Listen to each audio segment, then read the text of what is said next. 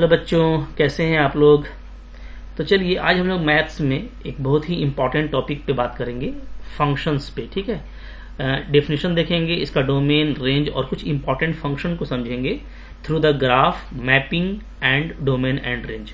तो देखो, चाहे हम बोर्ड एग्जाम की बात करें या कंपटीशन की बात करें, फंक्शन बहुत ही इंपॉर्टेंट होता है। इसके क्वेश्चन तो आते ही आते हैं। इनफैक्ट जो पूरा मैथमेटिक्स है वो पूरा फंक्शंस पे खड़ा है, तो फंक्शन की अच्छी अंडरस्टैंडिंग होनी जरूरी है और काफी इजी होता है। आप लास्ट तक लेक्चर को देखोगे ना, आपको फंक्शंस से प्यार हो जाएगा। ठीक है, और हम लोगों को मैथ से प्यार ही करना है। ठीक है, जितना मोहब्बत से आप मैथ को डील करेंगे, जितने अच्छे से समझेंगे, डेफिनेटली आपके लिए उतना ही फ्रूटफुल रहेगा। तो बिल्कुल स्टेप बाय स्टेप स्टार्ट करेंगे। तो अगर मैं फंक्शन की बात करूं पहले डेफिनेशन की, तो याद रखो डेफिनेशन काफी सिंपल है। पहले ये समझ लीजिए कि फंक्शन है क्या। ठीक है, तो इससे पहले मैंने आपको पढ़ाया है रिलेशन। क्या पढ़ाया है? रिलेशन। ठीक है, रिलेशन किसके बीच में? दो सेट के बीच में। अगर कोई दो सेट है तो उसके बीच में क्या होता है? एक रिलेशन होता है। ठीक है, तो लाइक ए रिलेशन, फंक्शन भी एक रिलेशन है। ठीक है, दो इंपॉर्टेंट प्रॉपर्टी हम लोग देखेंगे कि अगर रिलेशन में होगा तो वो क्या कहलाएगा? Function. So every function is relation, याद रखिए। ठीक है, हाँ, लेकिन इसका जो कन्वर्स है, इसका उल्टा कॉन्सेप्ट जो है वो करेक्ट नहीं है कि हर रिलेशन भी फंक्शन होगा, ये जरूरी नहीं है। ठीक है, हाँ, सारा फंक्शन एक रिलेशन है, बट रिलेशन में दो इंपॉर्टेंट प्रॉपर्टीज होंगी तभी वो फंक्शन होगा। मैं आपको अभी बहुत अच्छे से समझाने वाला हूं इसको। ठीक है, बहुत ही अच्छे से आप इसको समझ जाओगे। जैसे आप रिलेशन पढ़ते थे, रिलेशन के लिए क्या होता था? दो सेट होता था। ठीक है, तो मैं देखो यहाँ पे दो सेट ले लिया हूं।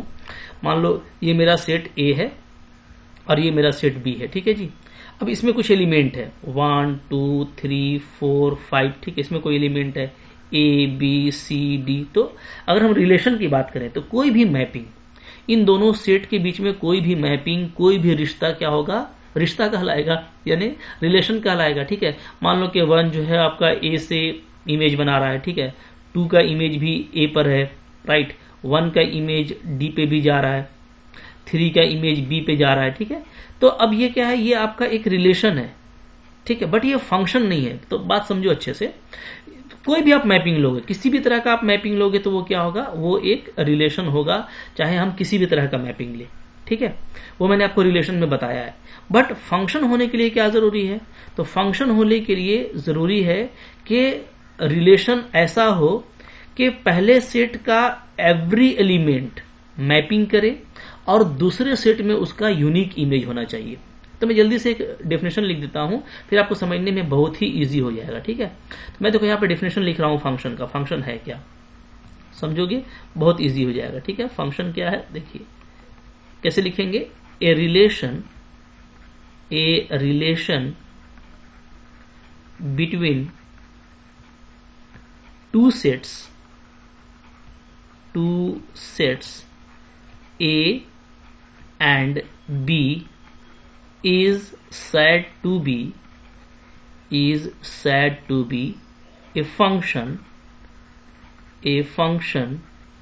if every element of A has unique image in B, ठीक है, एकदम अच्छे से समझिए, आपको समझ में आ जाएगा, कोई मुश्किल चीज नहीं है। ठीक है जी, क्या लिखा है मैंने, थोड़ा इसको मैं अच्छे से लिख देता हूं। Image in B, every element of A has unique image in B. ठीक है, तो यहाँ पे देखो, यहाँ पे दो चीजें इंपॉर्टेंट है। अगर मैं बात करूं तो पहले भी देखो, आप रिलेशन देखते आए हो कि रिलेशन क्या होता है? हमेशा दो सेट के बीच में होता है, ए और बी के बीच में होता है। ठीक है जी, तो दो सेट के बीच में अगर कोई रिलेशन आपने लिया हुआ है, जैसे मैंने यहाँ पे आपको मैपिंग में दिखाया है। ठीक है, तो ये आपका फंक्शन कब होगा? तो दो बातें होनी चाहिए। क्या? इफ एवरी एलिमेंट, ठीक है, मतलब ए का जो है ना, जो पहला सेट है, उसका सारा एलिमेंट क्या होना चाहिए? टेक पार्ट करना चाहिए, मैपिंग में आना चाहिए और उसका यूनिक इमेज होना चाहिए। क्या होना चाहिए? Unique image in B. ठीक है, बी में उसका यूनिक इमेज होना चाहिए। जैसे आप यहाँ पे देखोगे कि यहाँ पे अगर हम लोग बात करें ना, तो यहाँ पे देखो 1 को, आप 1 को देखो बढ़िया से, 1 का दो इमेज है, एक तो 1 ए को मैप कर रहा है और एक 1 आपका डी को भी मैप कर रहा है। तो 1 का दो इमेज है, तो ऐसा नहीं, ये एक रिलेशन तो है, ये आपका क्या है? ये आपका रिलेशन है बट नॉट फंक्शन। लेकिन फंक्शन नहीं है, बट नॉट फंक्शन। ठीक है, क्योंकि क्या बोल रहा है कि एवरी एलिमेंट का यूनिक इमेज होना चाहिए बी में, राइट। अच्छा, तो इस तरीके से ये पूरा आपका रिलेशन है, क्योंकि इसमें वन एलिमेंट है, जो एलिमेंट वन है फर्स्ट सेट का, वो दो इमेज बना रहा है, एक ए के साथ में, एक डी के साथ में, ठीक है जी। तो इसलिए क्या है, ये रिलेशन है लेकिन फंक्शन नहीं है। अब मैं यहाँ पे एक काम करता हूं कि मैं यहाँ पे एक छोटी सी चीज को हटा देता हूं, जैसे 5 का मैपिंग में हटा देता हूं, ठीक है। अगर मैं 5 का मैपिंग को हटा दूंगा तब भी ये क्या होगा, रिलेशन होगा लेकिन फंक्शन नहीं होगा। अब यहाँ पे दो वजह हो जाएगा, क्यों? एक तो ये कि 1 का दो इमेज है, जबकि सबका एक ही इमेज होना चाहिए बी में, ठीक है। हाँ, लेकिन 5 का कोई इमेज ही नहीं है, 5 मैप ही नहीं कर रहा है, ठीक है। 5 जो है यहाँ पे वो आपका मैप ही नहीं कर रहा, जैसा कि आप देख रहे हो 5 को भी मैपिंग में आना चाहिए था, बट 5 मैप नहीं कर रहा। तो बोलता क्या है कि फर्स्ट सेट ए का हर एलिमेंट का इमेज होना चाहिए, तो 5 का कोई इमेज नहीं है, तो इसलिए यहाँ पे भी ये फंक्शन नहीं रहा, ठीक है। तो पहले जो मैंने बताया आपको और इस बार जो आपको बता रहा हूं, तो इन दोनों केस में ये क्या है, रिलेशन तो है लेकिन फंक्शन नहीं है, ठीक है। तो फंक्शन के लिए दो चीजें होने बहुत इंपॉर्टेंट है, एक के इधर के हर एलिमेंट का इमेज बने, और दूसरा इस तरफ यूनिक इमेज होना चाहिए, मतलब किसी एक एलिमेंट का दो इमेज नहीं होना चाहिए, ठीक है। इसको कुछ हम लोग और भी एग्जाम्पल से समझेंगे तो मजा आ जाएगा। तो देखिए मैं आपको और कुछ एग्जाम्पल दिखाता हूं, ठीक है। जैसे देखो एग्जाम्पल में बात करेंगे, एग्जाम्पल नंबर 1, ठीक है जी, ओके। अच्छा, अब यहाँ पे मैं चूंकि डोमेन और रेंज भी मैं चाहता हूं आपको इंट्रोड्यूस कर दूं, ठीक है, ताकि हम लोग फंक्शन को भी देखते चलें, उसका डोमेन और रेंज भी देखते चलें, ठीक है, ओके। तो यहीं पे बात कर लेते हैं, डोमेन क्या होता है और रेंज क्या होता है, ठीक है जी। देखिए ध्यान दीजिएगा ना, तो इसको मैं हटा रहा हूं, यह बात आपको समझ में आ गई। अब देखो, अब क्या होता है, जो डोमेन होता है फंक्शन के लिए, ठीक है, डोमेन ऑफ फंक्शन, अगर फंक्शन हो गया एक बार ना, याद रखिएगा, मान लीजिए मेरा फंक्शन है f from a to b, ठीक है, मैंने एक फंक्शन लिया हुआ है a टू b, यानी a मेरा फर्स्ट सेट है, b मेरा सेकंड सेट है। तो इसमें डोमेन क्या होगा, तो इसमें सिंपली जो डोमेन है वो a हो जाएगा, ठीक है। याद रखो, रिलेशन में डायरेक्टली a नहीं होता है, रिलेशन में हम क्या करते हैं, हम सेट ऑफ फर्स्ट एलिमेंट लेते हैं फ्रॉम ऑर्डर पेयर, ठीक है। बट फंक्शन में आप डायरेक्टली a ले सकते हो, क्यों? क्योंकि हम अभी देख रहे हैं कि फंक्शन वो तभी बनेगा जब एवरी एलिमेंट मैपिंग में आएगा, और अगर एवरी एलिमेंट मैपिंग में आएगा इसका मतलब है कि ए के हर एलिमेंट को हम फर्स्ट एलिमेंट के रूप में देखेंगे, ठीक है। तो सिंपली यहाँ पे जो डोमेन होगा फंक्शन का वो क्या होगा, वो आपका ये कंप्लीट ए सेट हो जाएगा, पहला सेट में जितना भी एलिमेंट होगा सब क्या होगा, आपका डोमेन हो जाएगा, ठीक है।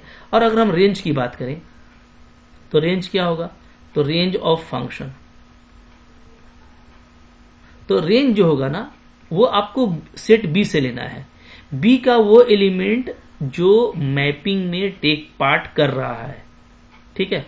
या आप कह सकते हो कि set of element of B who take part in mapping, ठीक है, या which has a pre image in mapping, जिस एलिमेंट का भी प्री इमेज होगा, ठीक है, उसको हम लोग क्या लेंगे, उसको हम लोग लेंगे रेंज के रूप में लेंगे, ठीक है।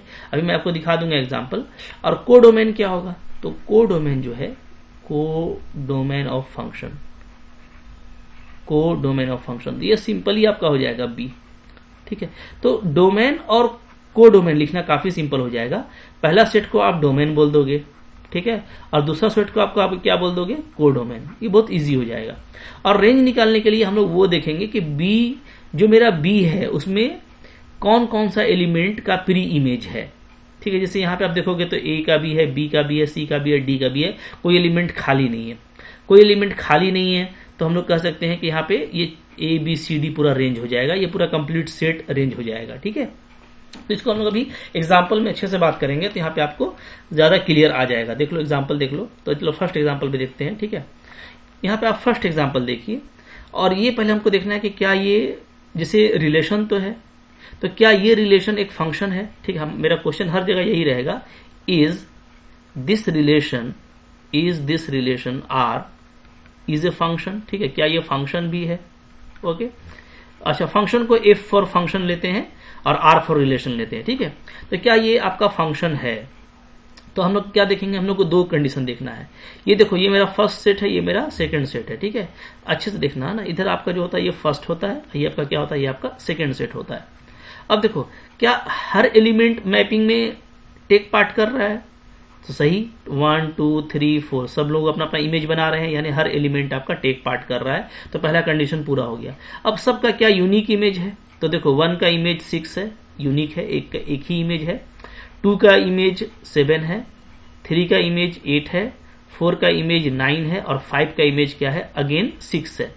तो इससे फर्क नहीं पड़ता कि एक ही एलिमेंट दो एलिमेंट का इमेज है, इससे फर्क नहीं पड़ता। बस ये हमको देखना है कि हर एक एलिमेंट का एक ही इमेज होना चाहिए।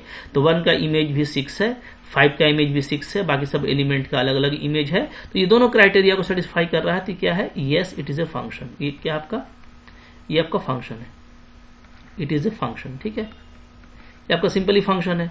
अगर फंक्शन है तो डोमेन क्या लिखोगे इसका? इसका डोमेन हो जाएगा इधर का सारा एलिमेंट, यानी 1 2 3 4 5, ठीक है जी।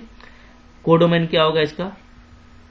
कोडोमेन हो जाएगा आपका ये पूरा सेट 6 7 8 9, 6 7 8 9, ठीक है।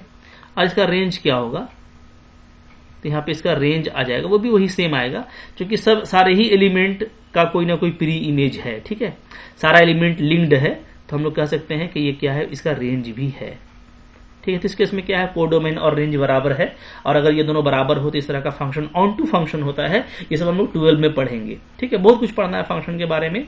अभी हम लोग यहाँ पे कुछ चीजें देख रहे हैं, ठीक है, क्योंकि ये हम लोग का 11th NCERT का सेशन चल रहा है, तो हम लोग यहाँ पे उसके अकॉर्डिंग देखेंगे।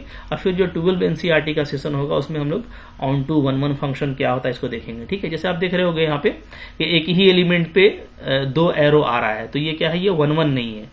1 1 का मतलब सिंपल होता है कि एक 1 to 1 करस्पॉन्ड होना चाहिए, ठीक है। तो यहाँ पे क्या है, यहाँ पे 1 और 5 दोनों एक ही जगह जा रहा है, तो ये 1 1 नहीं है, मैनी 1 है। ये भी काफी सिंपल होता है, ये सब हम लोग 12 में देखेंगे, ठीक है जी। चलो अब चलो एग्जाम्पल नंबर 2 पे बात करते हैं। ये 2 नंबर, ठीक है। यहाँ पे देखिए, ये फर्स्ट सेट है, ये सेकंड सेट है। इसको देखिए और आप वीडियो पॉज करके बताइए क्या ये फंक्शन है, ठीक है। तो बिल्कुल आपका सही जवाब है, ये फंक्शन नहीं है, ठीक है। No, it is not a function, it is not a function. ये क्या है आपका, ये आपका फंक्शन नहीं है, ठीक है। इट इज लिखा हुआ यहाँ पे, it is not a function, ठीक है। क्या रीजन है इसका? तो रीजन में आप देखोगे तो जो एलिमेंट 1 है इसका 2 इमेज है, 2 है और 10 है, तो यूनिक इमेज नहीं है। तो हम लोग क्या बोलेंगे, हम लोग बोलेंगे एलिमेंट 1 हैज 2 इमेजेस। इसके पास में क्या है, इसके पास में 2 इमेज है, ठीक है। 2 भी है और 10 भी है, जबकि यूनिक होना चाहिए, ठीक है। तो इसलिए ये क्या है, आपका फंक्शन नहीं है, जबकि एवरी एलिमेंट टेक पार्ट कर रहा है, नो डाउट, ठीक है। तो ये फंक्शन नहीं है, तो हमको आगे कुछ नहीं बात करना। तो यहाँ पे क्या है, ये सिंपली आपका रिलेशन है। क्या है, एक रिलेशन है, ठीक है, बट फंक्शन नहीं है, राइट। और रिलेशन का कोडोमेन, डोमेन, ये सब मैंने आपको समझाया हुआ है, वो आपके लिए मुश्किल नहीं है समझना, ठीक है। अच्छा, अब देखो यहाँ पे मैं मैपिंग दे करके समझा रहा हूं। सपोज करो यहाँ पे अगर मैपिंग नहीं दिया रहता तो कैसे दिया रह सकता है? तो एक और तरीका हो सकता है कि आपको फंक्शन ऐसे गिवन होता, f इज इक्वल टू ऐसे, ठीक है, 1 2 1 6।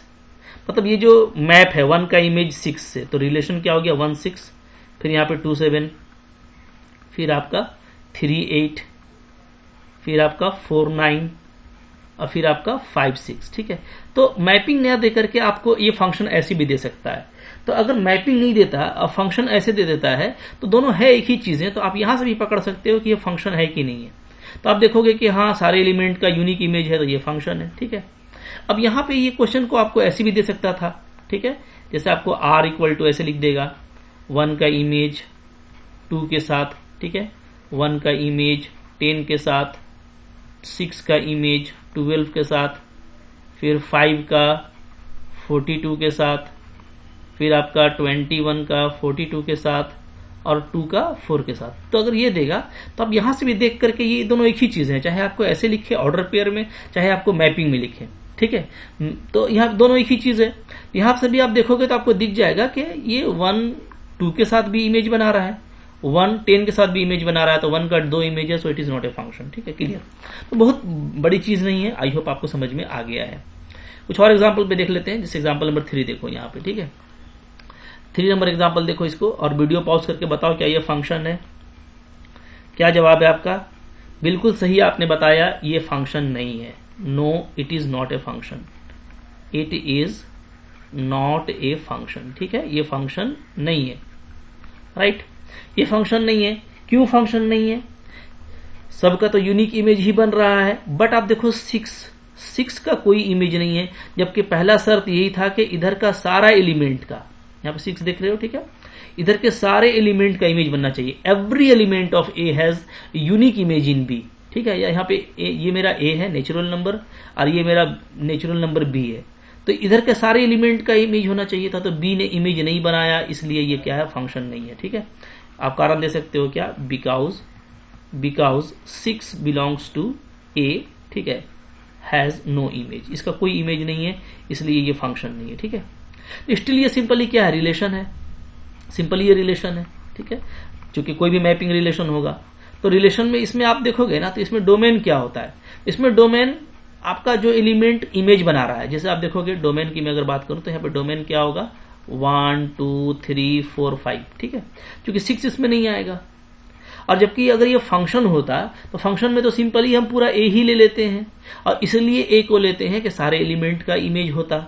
ठीक है, लेकिन यहाँ पे ऐसा नहीं है, सो ये रिलेशन है, इसमें डोमेन ये हो जाएगा। ठीक है, कोडोमेन की बात करोगे तो कोडोमेन पूरा आपका जो सेट बी है वो हो जाएगा। और अगर रेंज की बात करेंगे तो रेंज जिसका जिसका प्री इमेज है, यानी 2 3 4 5 6, तो 2 3 4 5 6 ये आपका रेंज होगा। ठीक है, तो ये रिलेशन है, फंक्शन नहीं है। फंक्शन होता तो फंक्शन का डोमेन कोडोमेन रेंज की बात करते, ये रिलेशन है तो इसके आप रिलेशन की डोमेन कोडोमेन रेंज की बात कर सकते हो। ठीक है, एग्जाम्पल नंबर 4 चलिए देखिए, बताइए क्या ये फंक्शन है? बिल्कुल सही जवाब है आपका, yes it is a function, it is a function. ठीक है, ये फंक्शन है। ओके, और आप क्लास 12 में पढ़ोगे कि ये 1 फंक्शन है, अभी मैं उसकी तरफ नहीं जा रहा। ठीक है, तो आप देखोगे यहाँ पे क्या है, यहाँ पे हम लोग देख रहे हैं कि ए के जो चारों एलिमेंट है ना, सबका कुछ ना कुछ इमेज बन रहा है। ठीक है, और सबका यूनिक इमेज है। 4 का सिर्फ 3 है, 6 का सिर्फ 4 है, 8 का सिर्फ 5 है, और 10 का सिर्फ 6 है। ये फंक्शन है। ठीक है, और इसमें अगर हम लोग बात करें डोमेन का, तो हमको तो सोचना ही नहीं है डोमेन ऑफ फंक्शन क्या होगा, तो सिंपली पहला सेट पूरा कंप्लीट, क्योंकि ए में जो चारों एलिमेंट है सबका इमेज बन रहा है। अगर मैं कोडोमेन की बात करूंगा तो कोडोमेन क्या होगा, तो कोडोमेन हो जाएगा यहाँ पे मेरा कोडोमेन ऑफ फंक्शन एफ क्या हो जाएगा? Set B. ठीक है, और अगर आप रेंज की बात करोगे तो रेंज आपको देखना पड़ेगा बी में वो एलिमेंट जिसका प्री इमेज है। तो देखो 3 का प्री इमेज है, 4 का है, 5 मतलब जो लिंक्ड है। 7 देखो 7 किसी से लिंक नहीं है। ठीक है, तो इसलिए क्या है, ये रेंज में नहीं आएगा, तो रेंज क्या हो जाएगा? 3 4 5 6। ठीक है, जैसा मैंने आपको बताया था कि रेंज हमेशा क्या होता है, रेंज हमेशा कोडोमेन का सबसेट होता है, तो ये बी से ही निकाला जाएगा। It is always a subset of B. ठीक है, और ये एक इनटू फंक्शन है, ये ऑनटू नहीं है। ये आप 12 क्लास में पढ़ोगे कि this is not A onto function. Onto के लिए जरूरी है ना कि सारे एलिमेंट का प्री इमेज हो। सिंपली बोलो तो कोडोमेन और रेंज आपस में बराबर होना चाहिए। तो बहुत तरह की चीजें हैं, आप एकदम आपस में सबको कनेक्ट करते हुए चलोगे तो बहुत मजा आएगा। ठीक है, ओके, ये सारी चीजें हम लोग फिर 12 में ही बात करेंगे। अभी मैं 11th में आपको जो बता रहा हूँ वो आप समझते चलो। चलिए कुछ और एग्जाम्पल देखेंगे। एग्जाम्पल नंबर 5 देखो यहाँ पे। ठीक है, 5 देखो और बताओ कि क्या ये फंक्शन है। ठीक है, तो बिल्कुल सही जवाब है आपका no, it is not a function, it is not a function. ठीक है जी, क्यों फंक्शन नहीं है? तो आप देख सकते हो कि यहाँ पे जो एलिमेंट 2 है उसका 2 इमेज है। ठीक है, एक 20 और एक 40। ठीक है, तो 2 बिलोंग्स टू फर्स्ट सेट, या बोल सकते हो 2 बिलोंग्स टू इनपुट। ठीक है, फर्स्ट वाले सेट को इनपुट बोलते हैं, सेकेंड वाले सेट को आउटपुट बोलते हैं। ठीक है, तो सारी बातें आप जानते हो। तो 2 belongs to input has dual image, इसका 2 इमेज है, हैज डुअल इमेजेस। ठीक है, इमेजेस, तो इसलिए ये फंक्शन नहीं है। यूनिक इमेज होना चाहिए, डुअल नहीं होना चाहिए। ठीक है, इसको देख करके बताओ, लास्ट वाले को वीडियो पॉज करो, बताओ क्या है ये। Yes, very good, it is a function. ये क्या है? ये आपका फंक्शन है। Yes, it is function. ठीक है, इट इज ए फंक्शन। बिल्कुल सही जवाब है, इसलिए कि आप देख रहे हो कि हर एलिमेंट यहाँ पे टेक पार्ट कर रहा है, ठीक है, हर एलिमेंट यहाँ पे टेक पार्ट कर रहा है और सारे एलिमेंट का यूनिक इमेज है। -1 का यूनिक इमेज सिर्फ 1 ही है, -2 का सिर्फ एक ही इमेज है 2, -3 का सिर्फ 3 है, 1 का अगेन 1 ही है, 2 का अगेन 2 है, 3 का अगेन 3 है। ये आपका फंक्शन है, ठीक है, तो ये आपका फंक्शन है। वजह यही है कि every element has a unique image in B, ठीक है। अच्छा, अब यहाँ पे आप देख सकते हो कि यहाँ पे अगर मैं डोमेन की बात करूं, ठीक है, तो डोमेन क्या होता है, तो सिंपली यहाँ पे जो डोमेन होगा फंक्शन का जो डोमेन होगा वो क्या होगा, वो फर्स्ट सेट हो जाएगा क्योंकि सारा एलिमेंट टेक पार्ट कर रहा है, ठीक है।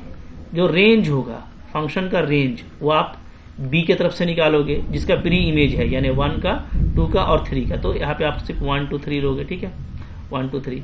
और अगर मैं को डोमेन की बात करूं, को डोमेन, तो को डोमेन जो होता है फंक्शन का वो क्या हो जाएगा, वो दूसरा वाला कंप्लीट सेट ही हो जाएगा बी, ठीक है जी। तो बहुत ही आसान है, लॉलीपॉप है, बिल्कुल मोहब्बत से आपको समझ में आ गया होगा और कोई कंफ्यूजन अब आपको नहीं रह गया होगा। सारे ही मैपिंग फंक्शन रिलेशन होते हैं, बट रिलेशन में ये दो चीजें देखनी है कि फर्स्ट सेट का सारा एलिमेंट इमेज बनाता हो और यूनिक इमेज बनाता हो, तो वो क्या होगा, वो आपका फंक्शन होता है। क्लियर है, ठीक है। चलिए अब हम लोग कुछ इंपॉर्टेंट फंक्शन की तरफ बढ़ते हैं कि कुछ इंपॉर्टेंट फंक्शंस कौन कौन से फंक्शन है। सबसे पहले देखो यहाँ पे आ रहा है आपका आइडेंटिटी फंक्शन, ठीक है, नंबर 1 आ रहा है हमारा आइडेंटिटी फंक्शन। देखिए आइडेंटिटी फंक्शन देखें ना, तो ये फंक्शन कैसा होता है, मतलब आप एफ को निकालोगे ना तो हमेशा उसमें से x निकलेगा, ठीक है, for all x belongs to, अगर आप डोमेन कुछ रियल नंबर लेते हो, ठीक है, रियल नंबर में काम कर रहे हो, तो आप कुछ भी डालोगे एफ में से तो उसमें से x निकलेगा। यानी क्या, यानी मैं अगर 1 का इमेज बनाऊंगा तो 1 बनेगा, अगर मैं 2 की इमेज बनाऊंगा तो 2 बनेगा, मैं 3 की इमेज बनाऊंगा तो 3 बनेगा। मतलब जो एलिमेंट आप लोगे उसका इमेज वही बनेगा, तो ये कहलाता है आइडेंटिटी फंक्शन, ठीक है। इसको पहचानते हैं fx इक्वल टू एक्स, इसको हम लोग आइडेंटिटी फंक्शन बोलेंगे। और आइडेंटिटी फंक्शन का ग्राफ कैसा होता है, तो y इक्वल टू एक्स जो आप पढ़ते हो ना, रेडियल लाइन, ठीक है, कोऑर्डिनेट ज्योमेट्री में, तो ये एक्चुअली देखो जो ब्लू लाइन है ये y इक्वल टू एक्स का ग्राफ है, ठीक है। तो यही आइडेंटिटी फंक्शन का ग्राफ होता है। इसको आप बना भी सकते हो काफी आसानी से, जैसे एक्स एक्सिस ले लिया, इधर मैंने वाई एक्सिस ले लिया।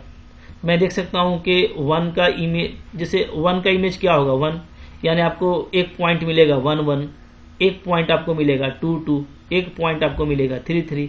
अब आप देखोगे ग्राफ में तो 1 1 यहाँ पे आ जाएगा, इसको हम लोग बोलेंगे 1 1, ठीक है। फिर यहाँ पे आपका आ जाएगा 2 2, अब ग्राफ खींच के देख सकते हैं तो हम बोलेंगे 2 2, ठीक है। फिर यहाँ पे आपका आ जाएगा, ठीक है, 3 के ऊपर में इधर ये आपका 3 3। अब इस सबको आप एक लाइन से मिला दोगे तो क्या बन जाएगा, ये आपका y इक्वल टू एक्स बन जाएगा, ठीक है, जैसा कि मैंने आपको लाइन दिखाया है। तो ग्राफ आपको मेनली देखो एक तो है कि हम खींच सकते हैं, लेकिन अब हमको खींचना नहीं है, बच्चा नहीं बनना, ठीक है, वो हम 9th 10th में खींचते थे। अब हमको याद रखना है कि F X equal to X का ग्राफ क्या होता है, तो इस तरह से बिल्कुल सीधा लाइन होता है जो ओरिजिन से पास करता है, ठीक है, एक्स और वाई को बीच से काटते हुए। ये हो गया आइडेंटिटी फंक्शन। इसको आप मैपिंग से भी देख सकते हो। अगर मैपिंग में मैं दिखाऊं, मैंने आपको जैसे बोला था वैसे, ठीक है, कि 1 का इमेज 1 बनेगा, 2 का इमेज 2, मतलब सेम टू सेम करस्पॉन्ड अगर है तो वो क्या है, वो आपका आइडेंटिटी फंक्शन है, बताने की जरूरत नहीं है, ठीक है। और इस केस में अगर आप डोमेन देखोगे तो डोमेन क्या होगा, तो डोमेन आपका सिंपली फर्स्ट सेट हो जाएगा, ठीक है। रेंज क्या होगा, तो रेंज आपका सिंपली सेकेंड सेट हो जाएगा, ठीक है। और यही आपका कोडोमेन होगा, कोडोमेन, ठीक है। यहाँ पे डिपेंड करता है कि आप मैपिंग किनके बीच में ले रहे हो। तो अगर मान लो आपने फंक्शन डिफाइन किया गया है रियल टू रियल, मतलब इधर भी आपने रियल सेट लिया है और इधर भी आपने रियल सेट लिया है, ठीक है, और आपका है ये identity function F X equal to X, इस केस में डोमेन क्या होगा, तो डोमेन यही आर होगा, ठीक है। रेंज क्या होगा, तो रेंज भी आपका ये आर हो जाएगा और साथ में कोडोमेन भी यही हो जाएगा, ठीक है जी, कोडोमेन भी यही। तो जो आप लोगे तो डोमेन इधर से मिल जाएगा, जैसे आपको कोडोमेन और रेंज मिल जाएगा। एक बहुत ही सिंपल फंक्शन है, बट अब आपको ये फंक्शन याद रखना है, क्योंकि अब आप छोटे से लेके बड़े मैथमेटिक्स तक जाओगे तो कहीं पर भी आपको सीधा इसका यूज करना पड़ेगा। आपकी अंडरस्टैंडिंग मजबूत होनी चाहिए कि आइडेंटिटी फंक्शन होता क्या है। क्लियर है। चलो सेकंड देखो, सेकंड है आपका यहाँ पे कांस्टेंट फंक्शन, ठीक है। अब जैसा कि नाम है कांस्टेंट फंक्शन, मतलब ऐसा फंक्शन जो कि कांस्टेंट रहे। जैसे मैं एक एग्जांपल देता हूं, इसको ऐसे पहचानेंगे हम लोग, F X equal to C, ठीक है। सी एक कांस्टेंट वैल्यू है for all X belongs to real, ठीक है। मतलब मैं कुछ भी लूं, कुछ भी रियल लूं मैं, तो मेरे को कांस्टेंट सी मिलेगा। अब इस सी का कुछ भी वैल्यू हो सकता है, 1 2 3 2.5 √2 कुछ भी हो सकता है। सपोज करता हूं कि ये सी मेरा मान लेते हैं कि 2 है, ठीक है। तो अब आपको बोलेगा कि आप F1 को देखोगे तब भी 2 मिलेगा, 2 की इमेज देखोगे तब भी 2 मिलेगा, 3 की इमेज भी 2 मिलेगा, 4 की इमेज भी 2, सब जगह 2 ही मिलेगा। कांस्टेंट फंक्शन है, हिलने वाला नहीं है। इसका ग्राफ कैसा हो जाएगा, ये आपका एक्स एक्सिस है, ये आपका वाई एक्सिस है। मान लो ये 1 है, ये 2 है, ये 3 है, ठीक है। तो ये जो रेड लाइन है ना, ये बतला रहा है क्या, ये बतला रहा है कि हमेशा हर जगह पे y की वैल्यू क्या है, 2 है, यानी फंक्शन आपका कांस्टेंट है। चाहे आप x को 1 ले लो ये 2 ही रहेगा, चाहे आप 2 ले लो ये 2 ही रहेगा, चाहे आप 3 ले लो ये 2 ही रहेगा, ठीक है। तो आपको पॉइंट्स इस तरह के मिल रहे हैं, आप इसको सीधा लाइन से मिलाओगे तो ये आपको एक हॉरिजॉन्टल लाइन मिलेगा। तो ये कांस्टेंट फंक्शन होता है, बहुत इजी है, ठीक है। कांस्टेंट फंक्शन क्या होगा, एक्स एक्सिस के पैरेलल लाइन होगा, जिस वैल्यू को आप कांस्टेंट कर रहे हो उस वैल्यू से वो पास करेगा। जैसे मैंने अभी आपको एफ एक्स इक्वल टू 2 के लिए बताया, तो F X equal to 2, F X actually क्या होता है, वाई एक्सिस का वैल्यू होता है, ठीक है। For the different X it is a value of Y axis in coordinate geometry, ठीक है जी। अगर आप इसको मैपिंग में देखोगे तो इस तरह का मैपिंग बनेगा कि भैया आप तुम कुछ भी डोमेन का पॉइंट ले लो, कुछ भी ले लो, सब जाकर के उसी कांस्टेंट वैल्यू सी पे मर्ज करेंगे, ठीक है। तो अगर इसको डिफाइन किया जाए तो कैसे डिफाइन किया जाएगा, इसको ऐसे डिफाइन किया जाता है कि मान लो मेरा एक कोई मैपिंग है, ठीक है, real number two real number, ठीक है, real number two real number, और कैसा है, और इसको डिफाइन किया गया है एफ एक्स इक्वल टू 2। ये क्या है, ये कांस्टेंट फंक्शन है। अगर इसमें हम लोग डोमेन की बात करेंगे तो डोमेन क्या होगा, पहला सेट हो जाएगा रियल नंबर, ठीक है। को डोमेन की बात करेंगे तो को डोमेन क्या होगा, को डोमेन आपका सेकंड सेट हो जाएगा, वो भी रियल नंबर है, ठीक है। और अगर रेंज की बात करेंगे तो रेंज भैया इसमें सिर्फ एक सिंगलटन मिलेगा 2, जो कि को डोमेन कुछ भी रहे, ठीक है। इसमें सिर्फ आपको एक ही इमेज मिल रहा है और वो है 2, ओके। तो काफी सिंपल है, इसको आपको इस तरीके से समझ करके रखना है, राइट। याद कर लिया आप लोगों ने, चलो आगे बढ़ो। फिर नंबर 3 आ रहा है हमारे पास में, यहाँ पे काफी इंपॉर्टेंट चीज, मॉडुलस फंक्शन, ठीक है। क्या आ रहा है जी, मॉडुलस फंक्शन आ रहा है, ठीक है। अच्छा, ये एक तरह का एब्सोल्यूट फंक्शन है और इसको हम लोग डिफाइन करते हैं F X equal to mod X, ये ऐसा होता है, ठीक है, राइट। जनरली इसको लिया जाता है क्या, F from real to real, real to real, इसी मैपिंग में लिया जाता है। बट यहाँ पे डोमेन को डोमेन क्या होगा हम लोग देख लेंगे, ठीक है। तो ये आपका कहलाता है मॉडुलस फंक्शन। मॉडुलस फंक्शन होता क्या है, ये आपको हमेशा एक पॉजिटिव वैल्यू देगा, ठीक है। इसका जो आउटपुट होगा क्या होगा, आउटपुट वो ऑलवेज पॉजिटिव होगा, क्या होगा, ऑलवेज पॉजिटिव, ठीक है, ऑलवेज पॉजिटिव, कभी भी निगेटिव वैल्यू आपको नहीं मिलेगा, राइट। मतलब देखो, मतलब ये कि अगर मैं 2 का निकालूं मॉडुलस तो क्या आएगा, 2 आएगा। मैं 2.5 के निकालूं तो क्या आएगा, 2.5 आएगा। मैं 3.9 के निकालूं तो क्या आएगा, 3.9 आएगा। मैं अगर 0 के निकालूं तो क्या आएगा, 0 आएगा। मैं अगर -1.3 के निकालूं तो क्या आएगा, +1.3 आएगा। -2 के निकालूं तो क्या आएगा, +2 आएगा। -3 के निकालूं तो क्या आएगा, +3। मतलब वैल्यू वही आएगा बट क्या, पॉजिटिव आएगा। चाहे आप पॉजिटिव डालो, निगेटिव डालो, ठीक है, कुछ भी डालो, फ्रैक्शनल डालो, कुछ भी, आपको क्या आएगा, हमेशा यहाँ पे आपको पॉजिटिव वैल्यू मिलेगा। इस मॉडुलस एक्स को ऐसे डिफाइन किया जाता है, कैसे कि मॉडुलस एक्स की वैल्यू एक्स मिलेगी अगर एक्स आपका ग्रेटर देन इक्वल टू 0 हो, और -x मिलेगा अगर आपका x क्या हो, लेस देन 0 हो, ठीक है। समझना देखो काफी इजी है। यहाँ पे बोल क्या रहा है कि मॉडुलस एक्स में जो अंदर है ना वही आपको वैल्यू मिलेगा। कब, अगर आपकी वो वैल्यू पॉजिटिव है या 0 है। जैसे देखो, जो अंदर है 2 अंदर है तो 2 मिलेगा, पॉजिटिव है। 2.5 अंदर है तो 2.5 मिलेगा, पॉजिटिव है। 3.9 अंदर है, 3.9 मिलेगा, पॉजिटिव है। 0 है तो 0 मिलेगा, पॉजिटिव। पॉजिटिव और 0 के केस में सेम मिलेगा। बट अगर ये x निगेटिव हो जाता है तो आपको फिर जो अंदर वैल्यू है उसका माइनस मिलेगा। माइनस क्यों लगा रहे हैं, ताकि वो पॉजिटिव कर सके। यानी अंदर में अगर निगेटिव वैल्यू है तो माइनस करके निकालेंगे तो माइनस माइनस प्लस हो जाएगा, प्लस में आएगा। -2 है तो माइनस माइनस +2 करेंगे। -3 है तो माइनस लगा, माइनस माइनस +3 कर देंगे। ठीक है, बात समझिएगा। माइनस क्यों किया गया, तो माइनस में निकालने से ही वो प्लस होगा। जो अंदर में है निगेटिव वैल्यू उसको हम बाहर निकालेंगे तो माइनस में निकालेंगे, देख रहे हैं ना, बाहर निकालेंगे तो क्या करेंगे, माइनस में निकालेंगे तो उससे ये क्या हो जाएगा, प्लस हो जाएगा। इसलिए इसको ऐसे डिफाइन किया जाता है। बहुत बच्चे कंफ्यूज रहते हैं कि भैया जब माइनस हमेशा पॉजिटिव निकलना है तो यहाँ माइनस क्यों लिखते हो। तो भैया मोहब्बत से समझोगे मेरे दोस्त, मेरे भाई, मोहब्बत से समझोगे तो समझ में आ जाएगा कि इसलिए लिखा हुआ है कि इसका मतलब है कि निगेटिव एक्स अगर लेंगे ना तो उसको माइनस में निकालने से वो पॉजिटिव हो जाएगा। सो इसका हमेशा पॉजिटिव आउटपुट मिलने वाला है। ठीक है, ओके। अब देखो इसका ग्राफ कैसे बनाएंगे। मान लीजिए मैंने एक्स एक्सिस ले लिया, मैंने वाई एक्सिस ले लिया, यहाँ पे 0 ले लिया। ठीक है, मैंने 1 लिया, ओके 1 लिया। अब सपोज करो F X equal to X है, उसी पे बात कर लेते हैं। तो 1 पे यहाँ पे मान लो मैं ले लेता हूँ 1, यहाँ पे मैं ले लेता हूँ 2, यहाँ पे मैं ले लेता हूँ 3। ठीक है, ये वाई ये हो गया 1 2 3 इस तरीके से। तो 1 लूंगा तो क्या मिलेगा, 1 मिलेगा। ठीक है, तो ग्राफ आपका यहाँ पे आ जाएगा ये वाला। 2 लूंगा तो 2 मिलेगा। ठीक है जी, थोड़ा सा इधर इसको ठीक कर लेते हैं, थोड़ा सा इसको बड़ा कर लेते हैं, क्लियर हो जाएगा। ठीक है, ये इस तरीके से। तो यहाँ पे मैं ले लेता हूँ 1, यहाँ पे मैं ले लेता हूँ 2, यहाँ पे मैं ले लेता हूँ 3। ठीक है, इस तरह से 1 2 3। इसी तरीके से इधर भी -1 -2 आपको समझ में आ जाएगा। ठीक है, तो अगर मैं 1 लेता हूँ तो 1 लेता हूँ तो 1 पे मेरे को 1 मिलेगा पॉजिटिव। ठीक है, 2 लेता हूँ तो पॉजिटिव मिलेगा मेरे को 2, 3 लेता हूँ तो पॉजिटिव मिलेगा मेरे को 3। ठीक है, अब मैं इसको इन सारे पॉइंट्स को आपस में मिलाऊंगा तो ये मेरे को बन जाएगा ये लाइन, मोहब्बत से ये लाइन बन गया। ठीक है, देखो ये लाइन बन गया। ओके, इसी तरीके से मैं -1 लूंगा तो फिर से मेरे को 1 ही मिलेगा पॉजिटिव वैल्यू।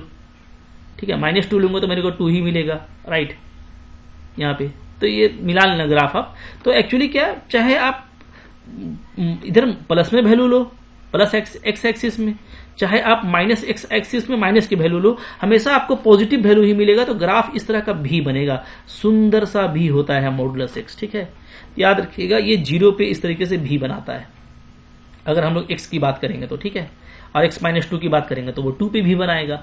अभी आप x की बात कर रहे हो तो वो 0 पे भी बना रहा है। तो ये आपको समझ के रखना है। अब अगर आपने मान लो ये रियल टू रियल लिया हुआ है तो यहाँ पे डोमेन क्या होगा, तो डोमेन हो जाएगा मेरा क्या, रियल। ठीक है, कोडोमेन क्या हो जाएगा, कोडोमेन हो जाएगा मेरा रियल। लेकिन यहाँ पर रेंज क्या होगा। ठीक है, बहुत जगह आपका रेंज इंपॉर्टेंट हो जाता है, क्योंकि रेंज आपको ध्यान देना है फंक्शन है क्या। तो फंक्शन तो आपका सिर्फ पॉजिटिव वैल्यू दे रहा है, तो रेंज जो होगा ना वो क्या होगा, तो वो आपका होगा non negative real. Non negative real इसको हम लोग ऐसे बोलते हैं। ठीक है, ऐसे नॉन निगेटिव रियल ऐसे भी दिखाते हैं, या हम लोग इसको ऐसे दिखा देते हैं कि पॉजिटिव वैल्यू होंगे और साथ में 0 होगा, क्योंकि 0 भी हो सकता है। ठीक है, तो यूनियन कर देते हैं। यूनियन का मतलब होता है 0, या तो 0 होगा या तो सारे पॉजिटिव रियल होंगे, या तो इसका मतलब होगा नॉन निगेटिव रियल, मतलब सारे पॉजिटिव रियल या तो 0। तो ये इसमें यहाँ पे रेंज हो जाएगा। ठीक है, तो आपको ध्यान से समझ करके सारी बातें करनी है और इनको आपको इंपॉर्टेंटली अच्छे से नोट भी कर लेना है। ठीक है जी, नेक्स्ट मेरा आ रहा है सिग्नम फंक्शन। ठीक है, क्या आ रहा है जी, सिग्नम फंक्शन। ठीक है, सिग्नम फंक्शन को ऐसे भी दिखाया जाता है SGNX। ठीक है, ऐसे करके, तो ये सिग्नम फंक्शन होता है और इसको हम लोग ऐसे भी लिख सकते हैं। ठीक है, modulus x by x. Modulus x अभी आप लोग पढ़े हो, तो मॉडुलस x बाई इसको x भी बोलते हैं। ठीक है, तो ऐसे बोलते हैं, और या तो इसको ऐसे डिफाइन करते हैं कि आप अगर x को पॉजिटिव लोगे तो आपको वैल्यू 1 मिलेगा। ठीक है, x को निगेटिव लोगे तो -1 मिलेगा, और 0 लोगे तो 0 मिलेगा। ये सिग्नम फंक्शन है, बहुत ही इंपॉर्टेंट है, इसको याद कर लीजिए। ठीक है, क्या बोल रहा है कि आप 0 से बड़ा लोगे, मतलब कोई भी इधर का वैल्यू लोगे तो आपको क्या मिलेगा, आपको सबके लिए वैल्यू 1 मिलेगा। ठीक है, देख रहे हैं ना। आप 0 से छोटा लोगे, यानी कोई भी आप माइनस में लोगे तो आपको क्या मिलेगा, आपको -1 मिलेगा। 0 से छोटा लेंगे तो क्या मिलेगा, मेरे को -1 मिलेगा। ठीक है, और 0 लेंगे, अगर हम 0 ही ले लेते हैं तो 0 पे हमको क्या मिलेगा, एग्जैक्टली हमको 0 मिलेगा। ठीक है, क्लियर है। तो ये आपको ध्यान देना है, इसका ग्राफ में सिर्फ 3 ही वैल्यू आता है। चाहे आप 1 लो, 2 लो, 3 लो, वैल्यू आपको 1 मिलेगा। चाहे आप निगेटिव ले लो कुछ भी, -1 -2 -3, आपको -1 मिलेगा, और 0 पे 0 मिलेगा। ठीक है, तो यहाँ पे आप देख सकते हो ना, यहाँ पे ये चीजें और ये चीज एक ही है। जैसे अगर मैं x को लूंगा, अगर मैं 0 से बड़ा, तो उस केस में जो मॉडुलस x है वो पॉजिटिव होता है, तो x बाई एक्स होगा तो ये कट के आपका 1 हो जाएगा। ठीक है, अगर मैं x को लेता हूं 0 से छोटा, तो अभी मैंने पढ़ा मॉडुलस x क्या हो जाएगा, माइनस एक्स हो जाएगा, तो नीचे में माइनस एक्स बाई एक्स ये कट के -1 आ जाएगा, और 0 लेंगे तो इस पे 0 आ जाएगा। ठीक है, तो ये दोनों एक ही चीज है, इसको ऐसे लिखा जाता है और उसको डिटेल में ऐसे लिखा जाता है, तो दोनों चीजें आपको समझ के रखनी है। ठीक है, तो यहाँ पे इसका ग्राफ इस तरीके से बनेगा। ग्राफ दिखा रहा है कि 0 के बाद कोई भी वैल्यू आप ले लो आपको 1 मिलेगा, 0 के पहले आप कोई भी वैल्यू ले लो आपको -1 मिलेगा, और 0 पे 0 मिलता है। तो यहाँ पे अगर इस फंक्शन को डिफाइन किया जाए, मान लो इसको डिफाइन किया जाए रियल टू रियल, ठीक है, रियल टू रियल डिफाइन किया जाए, और आपका ये फंक्शन क्या हो, सिग्नम एक्स हो, ठीक है, वो आपका मॉड एक्स बाई एक्स हो, यानी यही चीज हो जो यहाँ पे लिखा हुआ है। तो इस केस में जो आपका डोमेन होगा, ठीक है, डोमेन वो क्या होगा, तो वो तो रियल सेट ही होगा, कुछ भी वैल्यू डालो आप। ठीक है, जो आपका कोडोमेन होगा, कोडोमेन, तो कोडोमेन देखो डिपेंड करता है कोडोमेन का सेकंड सेट क्या है, सेकंड सेट आपका रियल ही लिया गया तो रियल ले सकते हैं। ठीक है, और यहाँ पर रेंज क्या होगा, तो रेंज तो आपको बिल्कुल क्वाइट ऑब्वियस है कि सिर्फ 3 ही वैल्यू है, -1, 0 और 1, तो -1, 0 और 1 सिर्फ यही 3 रेंज होगा। ठीक है, मतलब सिर्फ इसी तीनों को इमेज मिल रहा है, ये यही इसी तीनों पर इमेज बन रहा है। ठीक है, इसके अलावा किसी एलिमेंट पे इमेज नहीं बन रहा, तो इसलिए आपका ये रेंज हो जाएगा। ठीक है, काफी सिंपल है ये सब बातें, बट इंपॉर्टेंट है, आपको याद रखनी है। आगे चलो, फिर क्या है हमारा, फिर देखो यहाँ पर आ पोलिनोमियल फंक्शन। ठीक है, पोलिनोमियल फंक्शन क्या होता है, देखो पोलिनोमियल फंक्शन कोई भी फंक्शन हो, मान लो आपका इस तरीके से जो पोलिनोमियल फॉर्म में हो, मान लो a का ax(n) हो, bxn-1 हो, ठीक है, cxn-2 हो, इस तरीके से ये चलता हुआ आपका कुछ भी इस तरह का फंक्शन हो, तो ये क्या होता है, ये आपका पोलिनोमियल फंक्शन कहलाता है। ठीक है, और पोलिनोमियल फंक्शन याद रखिएगा कि रियल टू रियल में ये क्या होता है, ये कंटिन्यूअस भी होता है, डिफरेंशिएबल भी होता है। ठीक है, सब हम लोग क्लास 12 में बात करेंगे। कुछ हम लोग फेमस पोलिनोमियल फंक्शन को देख लेते हैं, जैसे उसमें एक आपका आता है क्वाड्रेटिक फंक्शन, ठीक है, या इसको हम लोग पैराबोलिक फंक्शन भी बोलते हैं, जिसका पेरेंट फंक्शन जो है वो क्या है, वो fx = x² है। ठीक है, इस पे बात करते हैं, fx = x²। तो fx = x² का आप ग्राफ देखोगे कैसा आएगा, तो अगर आप 0 रखोगे तो 0 का स्क्वायर 0 मिलेगा। ठीक है, आप 1 रखोगे तो 1 का स्क्वायर आपको 1 मिलेगा, आप 2 रखोगे तो आपको 2 का स्क्वायर क्या मिलेगा, 4 मिलेगा। ठीक है, इसी तरीके से अगर आप f-1 रखते हो तब भी आपको -1 का स्क्वायर आपको 1 मिलेगा, -2 रखोगे तो -2 का स्क्वायर आपको 4 मिलेगा। ठीक है, तो आप ग्राफ खींच सकते हैं काफी इजिली। आप देख रहे हो कि 0 पे 0 मिल रहा है, ठीक है, तो यहाँ पे ले लिया, फिर ये 1 1 1 ये मिलेगा आपको। ठीक है, फिर 2 पर 4 मिलेगा तो ऐसा मिलेगा, इधर -1 पे आपको 1 मिल रहा है। ठीक है, यहां से क्या पता चला कि -1 पे हमको 1 मिल रहा है, यहां से पता चला कि 0 पे 0 मिल रहा है, 1 का इमेज 1 है। ठीक है, यहाँ पे आपका 2 का इमेज 4 है, यहाँ पे आपका -1 का इमेज 1 है, -2 का इमेज आपका 4 है, तो -2 पे -1 पे आप देख रहे हो ये 1 है, 2 है, 3 है। आराम से जैसे आप ग्राफ बनाते हैं ना, वैसे आप ग्राफ बना सकते हैं। ये y एक्सिस हो गया, ये x एक्सिस हो गया। ठीक है, तो हम लोग क्या देख रहे हैं कि x एक्सिस के 1 पर ये 1 मिल रहा है, 2 पे ये 4 मिल रहा है, -1 पे ये 1 मिल रहा है, और 2 पे ये क्या मिल रहा है, 4 मिल रहा है। ठीक है, अब आप इसको थोड़ा सा अगर स्मूथली मिलाओगे तो आपको इस तरह का ग्राफ बनेगा, इधर इस तरह का बनेगा। तो ये एक्चुअली पैराबोला है, आप जानते हो कि फेमस पैराबोला है y = x², जो आपको आगे पढ़ना भी है, तो आपको याद रखना है, इसलिए इसको पैराबोलिक फंक्शन बोलते हैं। कि जो क्वाड्रेटिक फंक्शन होता है ना, पैराबोलिक फंक्शन, उसका ग्राफ पैराबोलिक होता है, इसलिए हम लोग इसको क्या बोलते हैं, पैराबोलिक बोलते हैं। तो यहाँ पे भी आप बिंदास देख रहे होगे कि आपको जो वैल्यू मिलेगा ना, ठीक है, वो क्या मिलेगा, तो आप देख रहे हो जैसे कुछ भी आप डाल रहे हो तो आपको उसका स्क्वायर मिल रहा है, यानी आपको पॉजिटिव वैल्यू मिलना है। ठीक है, आप -1/2 डालेंगे तो 1/4 मिलेगा, तो कोई भी रियल पॉजिटिव वैल्यू मिल सकता है। तो यहाँ पे इंपॉर्टेंट होता है डोमेन। डोमेन क्या होगा, तो डोमेन जनरली रियल नंबर लिया जाता है अगर रियल टू रियल डिफाइन किया जा रहा है। और रेंज क्या हो जाएगा, तो रेंज हो जाएगा हमारा पॉजिटिव रियल वैल्यू। ठीक है, और साथ में आपका क्या, 0 भी मिल सकता है, तो सारा पॉजिटिव रियल वैल्यू मिलेगा और 0 मिलेगा, ये आपको ध्यान देना है। ठीक है जी, तो जिस तरह का भी फंक्शन होगा हम लोग उस तरह का वहां पे काम करने वाले हैं। तो इसके बाद नेक्स्ट देखते हैं हम लोग क्यूबिक फंक्शन के बारे में। ठीक है, so very important cubic function. अब आप देखोगे कि क्यूबिक फंक्शन के अगर हम लोग बात करें पेरेंट फंक्शन की, तो इसका जो पेरेंट फंक्शन होगा वो होगा fx = x³। ठीक है जी, तो ये भी एक पोलिनोमियल फंक्शन है, जैसा कि ऊपर में x² था, तो ये भी क्या है आपका एक तरह का पोलिनोमियल फंक्शन है, राइट। तो पोलिनोमियल फंक्शन है। और इसका अगर आप ग्राफ देखोगे ना तो ग्राफ आपको बहुत सिंपल मिलेगा। जैसे मान लीजिए मैं अगर 0 रखता हूँ तो 0 पे तो 0 का क्यूब 0 ही होता है। अगर मैं रखता हूँ यहाँ पे -1 तो -1 का क्यूब क्या हो जाएगा, -1, ठीक है।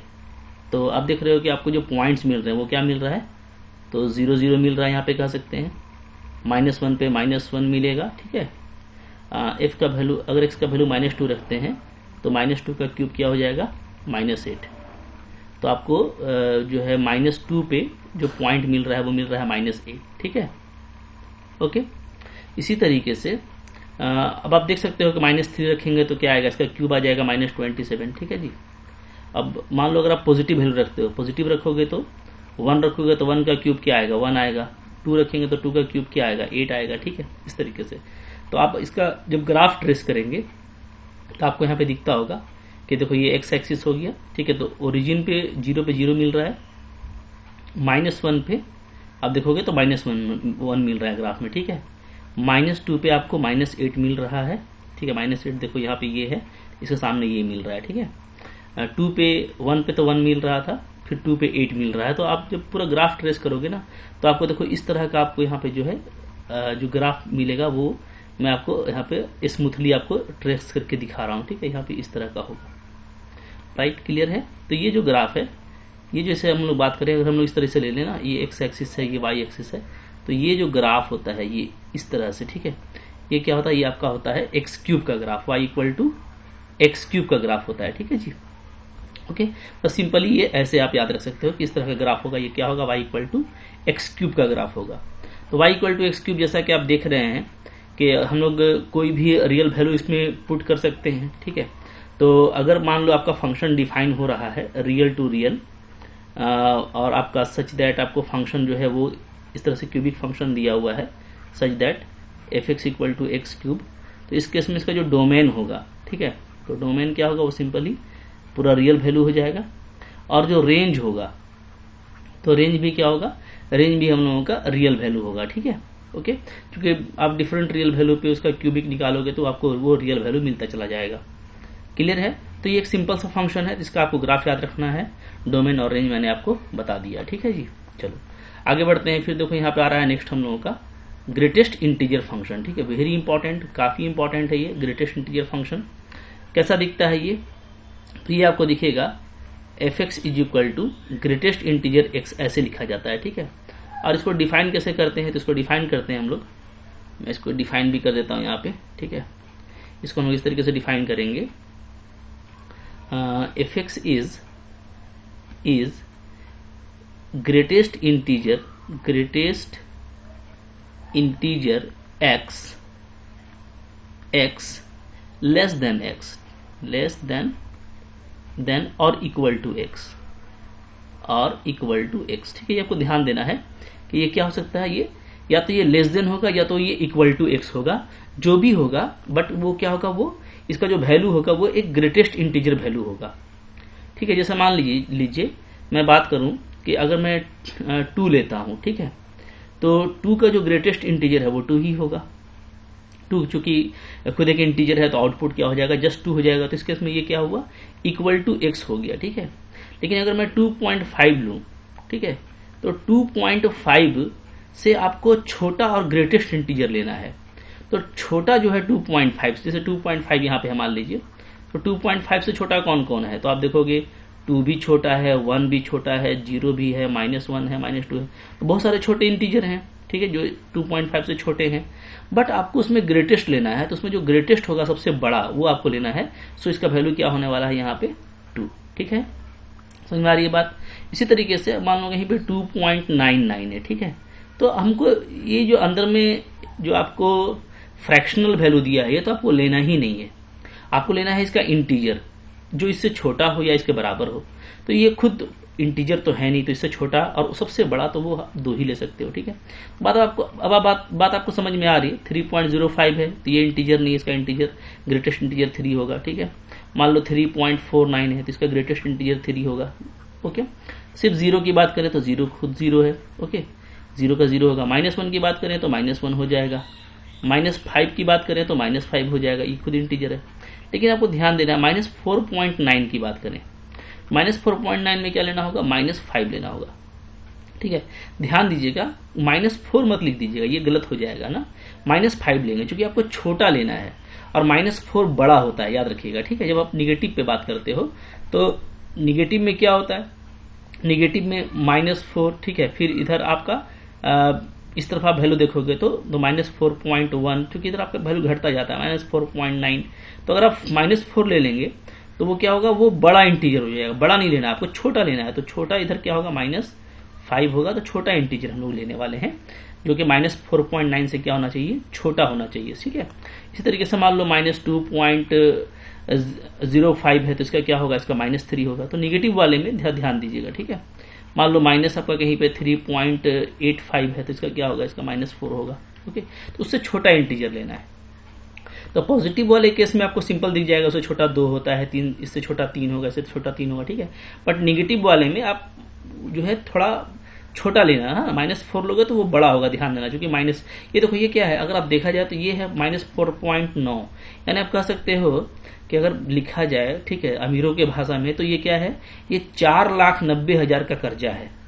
ठीक है, और आप इधर लिखोगे -4 तो -4 लाख है, तो 4 लाख का कर्जा से ये कर्जा क्या है आपका, जो -4.49 है। ठीक है, ये ज्यादा कर्जदार है, तो ये -4 वाला अमीर हो गया ना उसके कंपेयर में। ठीक है, तो इसलिए आपको उससे छोटा लेना है। ये मैं आपको लॉजिक से समझा रहा हूँ, हालांकि आप इस बात को आसानी से समझ लोगे। ठीक है, तो अब देखो इसको एक ग्राफ के तौर पे दिखाया गया है। कैसा ग्राफ, आप समझिए। देखिए यहाँ पे आप एक चीज नोटिस कर रहे होंगे कि 2 पर वैल्यू 2 होता है, 2.5 पे भी 2 है, 2.99 पे भी 2 है। जब तक 3 नहीं हो जाता तब तक आपको पता है कि कोई भी आप रियल नंबर डालोगे, 2 से 3 के बीच में आप कोई भी रियल नंबर डालोगे आपको 2 मिलेगा। ठीक है, बोल क्या रहा है, बोल ये रहा है कि आप 2 से, ठीक है, आप 2 से 3 तक कोई भी रियल नंबर डालो। देखो, ठीक है, 2 से 3 तक आप कोई भी रियल नंबर डालो, आपको क्या मिलेगा, आपको वैल्यू मिलेगा 2। दिख रहा है ना यहाँ पे यही दिखा रहा है कि आपको वैल्यू क्या मिलेगा, 2 मिलेगा। ठीक है, ओके, जब तक कि 3 नहीं डाल देते। जैसे ही, इसलिए देखो 3 पे क्या है, यहाँ पे 3 पे यहाँ पे ओपन किया हुआ है कि 3 जैसे ही डालेंगे तो फिर ये ऊपर चला जाएगा, 3 मिल जाएगा, और फिर 3 से 4 तक आपको सारा वैल्यू 3 ही मिलेगा, जब तक कि आप 4 नहीं डाल देते। ठीक है, तो ये ग्राफ एग्जैक्टली आपको दिखा रहा है कि ग्रेटेस्ट इंटीजर एक्स का ग्राफ यही होता है कि 0 से 1 तक। ठीक है, मतलब हम लोग इसके ऐसे लिख सकते हैं कि ग्रेटेस्ट इंटीजर एक्स का वैल्यू क्या होगा, 0 होगा। कब, जब मैं एक्स की वैल्यू 0 से लेकर के 1 तक डालूंगा। ठीक है, मतलब कुछ भी डाल दूं मैं, 0.2 डाल दूं, 0 डाल दूं, 0.5 डाल दूं, ठीक है, 0.9 डाल दूं, सबका वैल्यू क्या होगा, सबका वैल्यू 0 होगा, जब तक कि 1 पे नहीं पहुंच जाते। तो 1 पे मैंने इक्वल टू नहीं दिया है, आप देख रहे हो ना, 0 के इक्वल लिया है, और 0 से 1 के बीच में कुछ भी लेंगे तो 0 मिलेगा। तो यहाँ पे देखो ये बता रहा है कि 0 से लेकर के 1 तक, ठीक है, आप कुछ भी लीजिएगा आपको वैल्यू क्या मिलेगा, 0 मिलेगा। इसी तरीके से इसका वैल्यू क्या मिलेगा, 1 मिलेगा। अगर मैं 1 से लेकर के 2 तक कुछ भी डालूं तो 1 पे इक्वल टू है, 2 पे इक्वल टू नहीं है। तो देख सकते हो 1 पे आप देख रहे हो। ठीक है, जब हम लोग 1 से 2 के बीच में लेंगे, ओके, जैसे ही मैं 1 से 2 के बीच में कोई भी वैल्यू लेता हूं तो आप वैल्यू हमको क्या मिलेगा, वैल्यू हमको 1 मिलेगा। देख रहे हैं ना, ठीक है, क्लियर है। तो ये ग्राफ पूरा दिखा रहा है, 2 से 3 के बीच में कुछ भी लोगे 2 मिलेगा, 3 से 4 के बीच में कुछ भी लोगे 3 मिलेगा। ठीक है, -1 से 0 के बीच में कुछ भी लोगे आपको -1 मिलेगा, -2 से -1 के बीच में कुछ भी लोगे -2 मिलेगा, लाइक दैट। ठीक है, बात समझ में आ गई। तो ये ग्रेटेस्ट इंटीजर एक्स का ग्राफ है जो आपको सिंपली दिखा रहा है कि ये जो है, अब आगे पढ़ोगे आपके हर इंटीजर पॉइंट पे ये क्या है, डिसकंटिन्यूअस होता है। ठीक है, तो यहाँ पे इंपॉर्टेंट हो जाता है इसका डोमेन और रेंज। ठीक है, अगर हम लोग डोमेन की बात करें इसका, तो डोमेन क्या होगा, तो डोमेन आपका यहाँ पे कोई भी रियल वैल्यू हो सकता है। ठीक है, आप कोई भी रियल ले सकते हो। लेकिन रेंज की बात करें अगर हम लोग आउटपुट की, ठीक है, देखो डोमेन का मतलब होता है इनपुट, कि हम एक्स के प्लेस पे क्या क्या डाल सकते हैं, तो हम कुछ भी डाल सकते हैं, कोई भी रियल वैल्यू। लेकिन रेंज का मतलब हो गया कि आपको आउटपुट क्या मिलेगा। ठीक है, तो आप देख रहे हो कि आपको आउटपुट क्या मिलता है, हमेशा आपको एक इंटीजर मिलेगा। क्या मिलेगा, इंटीजर। ये क्या बता रहा है, ये बता रहा है सेट ऑफ इंटीजर्स को आपको एक इंटीजर ही मिलेगा, क्योंकि ये ग्रेटेस्ट इंटीजर फंक्शन है। तो अगर इस फंक्शन को डिफाइन किया जाए तो ऐसे डिफाइन किया जाता है, X from real to integer. अब ध्यान दीजिएगा, कहीं भी डिफाइन किया जाएगा ना तो ऐसे डिफाइन किया जाएगा कि आप कोई भी रियल डालो आपको इंटीजर मिलेगा। ठीक है, सच दैट। और इसको डिफाइन किया जाता है ग्रेटेस्ट इंटीजर में कैसे, F X equal to greatest integer X. ठीक है, तो ये जो चीज दिया रहता है ना यहाँ पे, ये पहला वाला दूसरा, ये काफी इंपॉर्टेंट होता है कि कौन फंक्शन आपका डोमेन बनेगा और आपको फिर यहाँ पे रेंज क्या मिलने वाला है। तो जनरली इस तरह का मैपिंग आपको दिखाई देता है। ठीक है, चलो आगे बढ़ते हैं। फिर क्या है, नेक्स्ट आ रहा है हमारा स्क्वायर रूट फंक्शन। ठीक है, स्क्वायर रूट फंक्शन की बात करें तो वेरी इंपॉर्टेंट फंक्शन है, बहुत ही अच्छे से आपको इसको समझना है। ठीक है, वेरी इंपॉर्टेंट फंक्शन। अगर इसका हम लोग पेरेंट फंक्शन की बात करें तो पेरेंट फंक्शन इसका होता है F X equal to root under X. ठीक है जी, ऐसा क्लियर। अच्छा, अब आपको इसको अच्छे से समझना है, बहुत ही अच्छे से आपको मैं समझा दूंगा। पहले इसके ग्राफ की बात करें। ग्राफ अगर हम लोग देखें तो इसका अगर मैं 0 डालता हूं तो 0 पे रूट 0 क्या मिलेगा, 0 मिलेगा। ठीक है, अगर मैं 1 डालता हूं तो रूट 1 क्या मिलेगा, 1 मिलेगा। अगर मैं 2 डालता हूं तो क्या मिलेगा, रूट 2 मिलेगा। अगर मैं 4 डालता हूं तो क्या मिलेगा, रूट 4 2 मिलेगा, लाइक दैट। ठीक है, अच्छा, अब आपको ध्यान ये देना है कि क्या मैं -1 डाल सकता हूं, तो -1 मैं नहीं डाल सकता। क्यों? क्योंकि आप आगे पढ़ोगे माइनस स्क्वायर रूट के अंदर अगर माइनस है ना तो फिर वो रियल नंबर नहीं होता, वो हो जाता है क्या, वो हो जाता है इमेजिनरी नंबर। क्या हो जाता है, ये इमेजिनरी नंबर कहलाता है। और ये फेमस है, जिसको हम लोग आयोटा बोलते हैं। ठीक है, आप इसको कॉम्प्लेक्स फंक्शन में पढ़ने वाले हैं, 11th क्लास में ही आपको मिलेगा कॉम्प्लेक्स नंबर, उसमें आप इस आयोटा का रोल देखिएगा। याद रखिए कि मैं -1, -2, -2.5 ये सब कुछ भी नहीं डाल सकता। ठीक है, मतलब अब आपको यहां से सतर्क हो जाना है। अभी तक आप क्वेश्चन में ये देख रहे थे कि आप कुछ भी डाल रहे थे। ठीक है, आपको डोमेन पे कोई रिस्ट्रिक्शन नहीं था और आप उसका फिर आउटपुट देख रहे थे। बट यहां से अब आपको कुछ नया ऐसा फंक्शन मिल रहा है जहां पे अब आप सतर्क हो जाएंगे कि मैं सब कुछ नहीं डाल सकता। तो स्क्वायर रूट फंक्शन में आप सिर्फ पॉजिटिव एंट्रीज ही डाल सकते हो। और आज से याद रखो कि square root function is defined only for positive input, that means positive domain. इसका डोमेन पॉजिटिव होना चाहिए, पॉजिटिव। ठीक है, रियल पॉजिटिव आप डाल सकते हो कोई भी, तो 0 डाल सकते हो। तो आप कह सकते हो नॉन निगेटिव रियल, ये इसका डोमेन होगा। तो बहुत ही इंपॉर्टेंट इस बात को समझना कि जो डोमेन होता है स्क्वायर रूट फंक्शन का, वो क्या होता है, वो होता है non negative real number, non negative real numbers. ठीक है, रियल नंबर्स। अब इसको आप इस तरीके से भी दिखला सकते हो। ठीक है, कि हमको जो है सिर्फ पॉजिटिव इंटीजर पॉजिटिव लेना है रियल नंबर, और हम साथ में क्या ले सकते हैं, 0 ले सकते हैं। ठीक है, अब इसी को बहुत जगह ऐसे भी दिखाया जाता है कि भैया नॉन निगेटिव है तो नॉन निगेटिव को स्टार भी बोला जाता है कि R स्टार। कुछ भी लिखा जाएगा तो आपको डिफाइन कर दिया जाएगा कि ये क्या है, ये नॉन निगेटिव रियल नंबर है। ठीक है, बहुत सारे बुक में नॉन जीरो रियल नंबर के लिए भी इसको डिनोट किया जाता है। बट देखो, इससे भी हमको नहीं करना। आपको कुछ भी सिंबल देगा ना, उस सिंबल को डिफाइन करता है यूजुअली। कोई भी कॉम्पिटिशन की क्वेश्चन उठा लो, वहां पर भी आपको यही मिलेगा कि यूजुअली क्या किया जाता है, उसको डिफाइन किया जाता है कि जो सिंबल लिया गया है। तो नॉन निगेटिव रियल नंबर इसका डोमेन होता है, यानी 0 हो सकता है या तो पॉजिटिव रियल नंबर। ठीक है, और नो डाउट रेंज जो होगा, तो रेंज भी बिल्कुल क्वाइट ऑब्वियस है कि आप कुछ भी डालोगे तो आपको 0 मिलेगा या तो कोई भी आपको पॉजिटिव रियल नंबर मिल सकता है। ठीक है, तो अगेन जो रेंज होगा वो भी क्या होगा, वो भी आपका यहाँ पे होगा नॉन निगेटिव रियल नंबर्स। ठीक है जी, इसको भी हम लोग उसी तरीके से लिखेंगे। तो यहाँ पे अगर आप ग्राफ की बात करो तो आप देख सकते हो कि 0 पे आपको 0 मिल रहा है। ठीक है, जब आप 2 डालते हो तो 2 पे आपको मिलता है √2, तो यहाँ पे समवेयर कोई वैल्यू आपका ये √2 होगा, √2। ठीक है, √2। और जब आप 4 डालते हो तो आपको 2 मिलता है। तो आपको जो ग्राफ है वो इस तरीके से मिल रहा है। ठीक है, अब आगे चल करके आप देखोगे, मैं आपको एक फंडा बता रहा हूं कि आप आगे चल के देखोगे कि अगर मैं y = √x लिखता हूं स्क्वायर रूट फंक्शन को, इसको स्क्वायरिंग करने से क्या हो जाएगा, स्क्वायरिंग करने से ये हो जाएगा y² = x। ठीक है, और y² = x एक फेमस स्टैंडर्ड पाराबोला है। ठीक है, तो y² = x की बात करें तो उसका ग्राफ देखो इस तरह से होता है। इसको मैं थोड़ा सा आगे बढ़ा रहा हूं। ठीक है, तो देखो ये मैंने पूरा ग्राफ खींच दिया। ठीक है, तो इस ग्राफ को ऐसे अगर हम मिला देना तो ये क्या होता है, ये आपका हो जाता है x एक्सिस के अबाउट में y² = x का ग्राफ। ठीक है, तो y² = x का ही ग्राफ है अगर आप देखें इसको।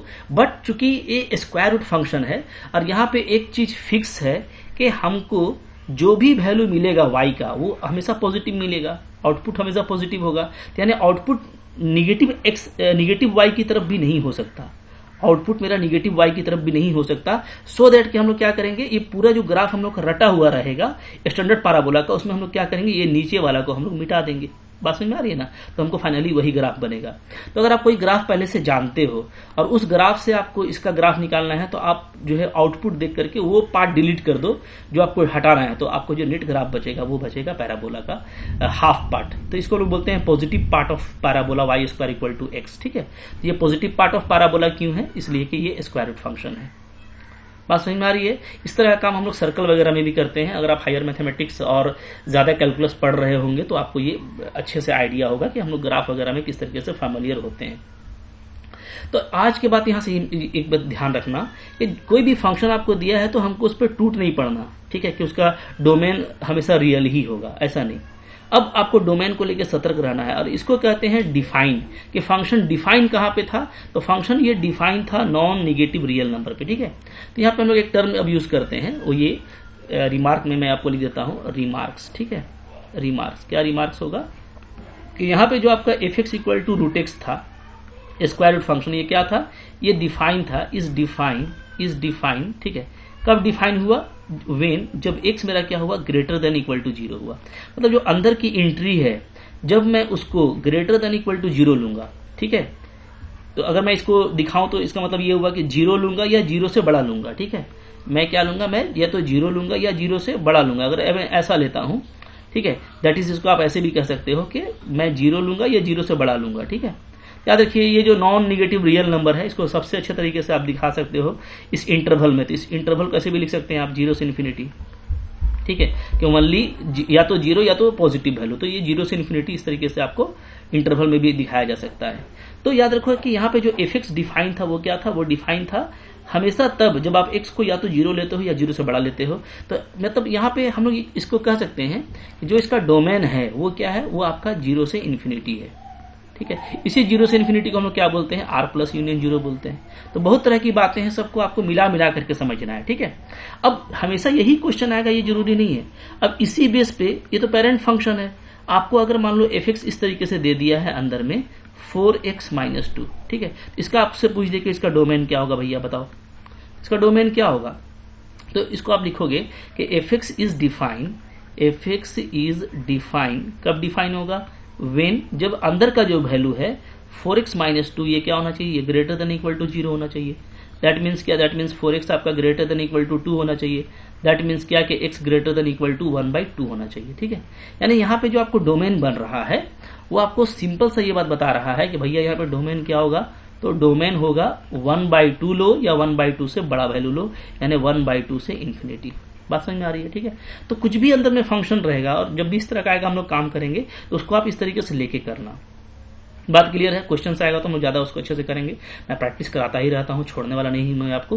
तो आप इसको पहले अच्छे से समझने की कोशिश करो। ठीक है, और यहाँ पे रेंज क्या होगा? तो जाहिर सी बात है कि अब यहाँ पे जब हम लोग रेंज की बात करेंगे तो डिफरेंट वैल्यू पे कुछ भी मिल सकता है। स्क्वायर रूट वैल्यू भी मिलेगा, आपको परफेक्ट स्क्वायर रूट वैल्यू भी मिलेगा, तो आपको रियल नंबर ही मिलेगा। ये आपको सोचने की जरूरत नहीं है।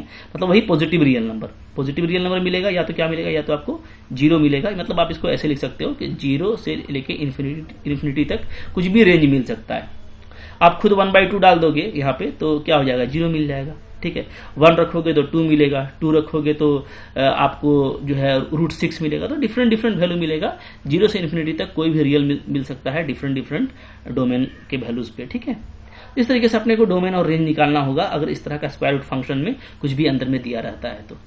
ठीक है, अब देखो, अब यहां से हम लोग कुछ और भी इंपॉर्टेंट फंक्शन को देखेंगे जहां पे आपका डोमेन और रेंज अलग अलग हो सकता है। तो कुछ यहाँ पे हम लोग फंक्शंस को देख लेते हैं जो आपको डेफिनेटली कंपटीशन में काफी हेल्प करेगा। तो चूंकि ये चल रहा है हम लोग का, तो मैं कुछ आपको फंक्शन से यहाँ पे इंट्रोड्यूस करवा देता हूँ। ठीक है, यहाँ पे हम लोग का जो नेक्स्ट फंक्शन है वो है हम लोगों का एक्सपोनेंशियल फंक्शन। ठीक है, एक्सपोनेंशियल फंक्शन, राइट।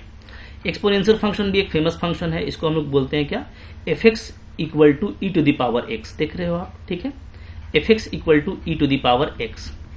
अब इसमें भी आप याद रखो कि जब हम लोग बात करेंगे तो x का कुछ भी वैल्यू ले सकते हो आप। ठीक है, जैसे e का पावर -2 भी ले सकते हो, e का पावर -1.5 भी ले सकते हो। ठीक है, इसके लिए आपको एक्सपोनेंट के ग्राफ के वैल्यू, एक्सपोनेंट का ग्राफ चाहिए होगा।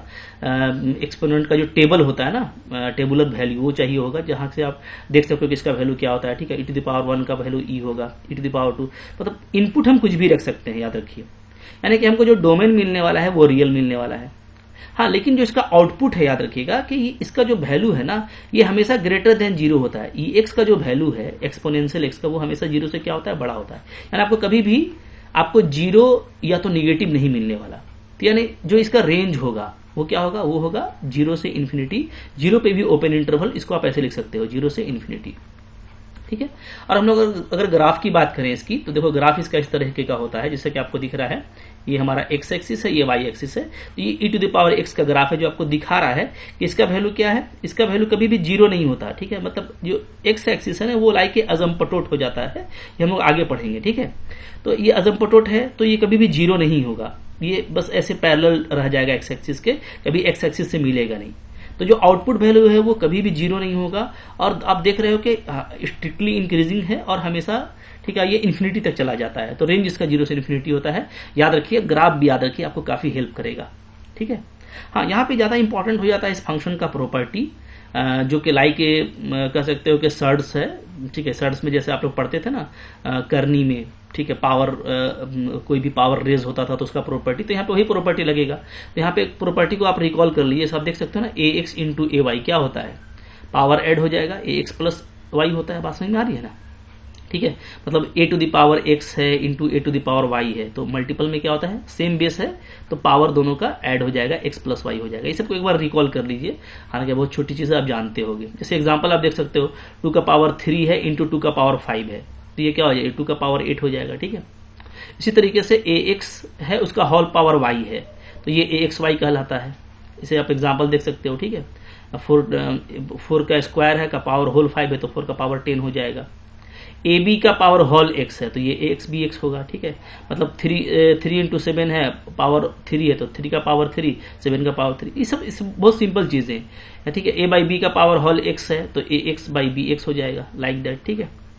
अच्छा, अब यहाँ पे जैसे देख सकते हो, ए एक्स बाई ए वाई है, तो ए एक्स माइनस वाई होता है। जानते हैं आप पहले से कि भैया अगर सेम बेस में आप ऐसे लिखे हो ए एक्स बाई ए वाई, ठीक है, दोनों का बेस सेम है, ठीक है, तो पावर क्या होगा, आपस में डिफरेंस हो जाएगा, ठीक है, ए एक्स माइनस वाई आ जाएगा।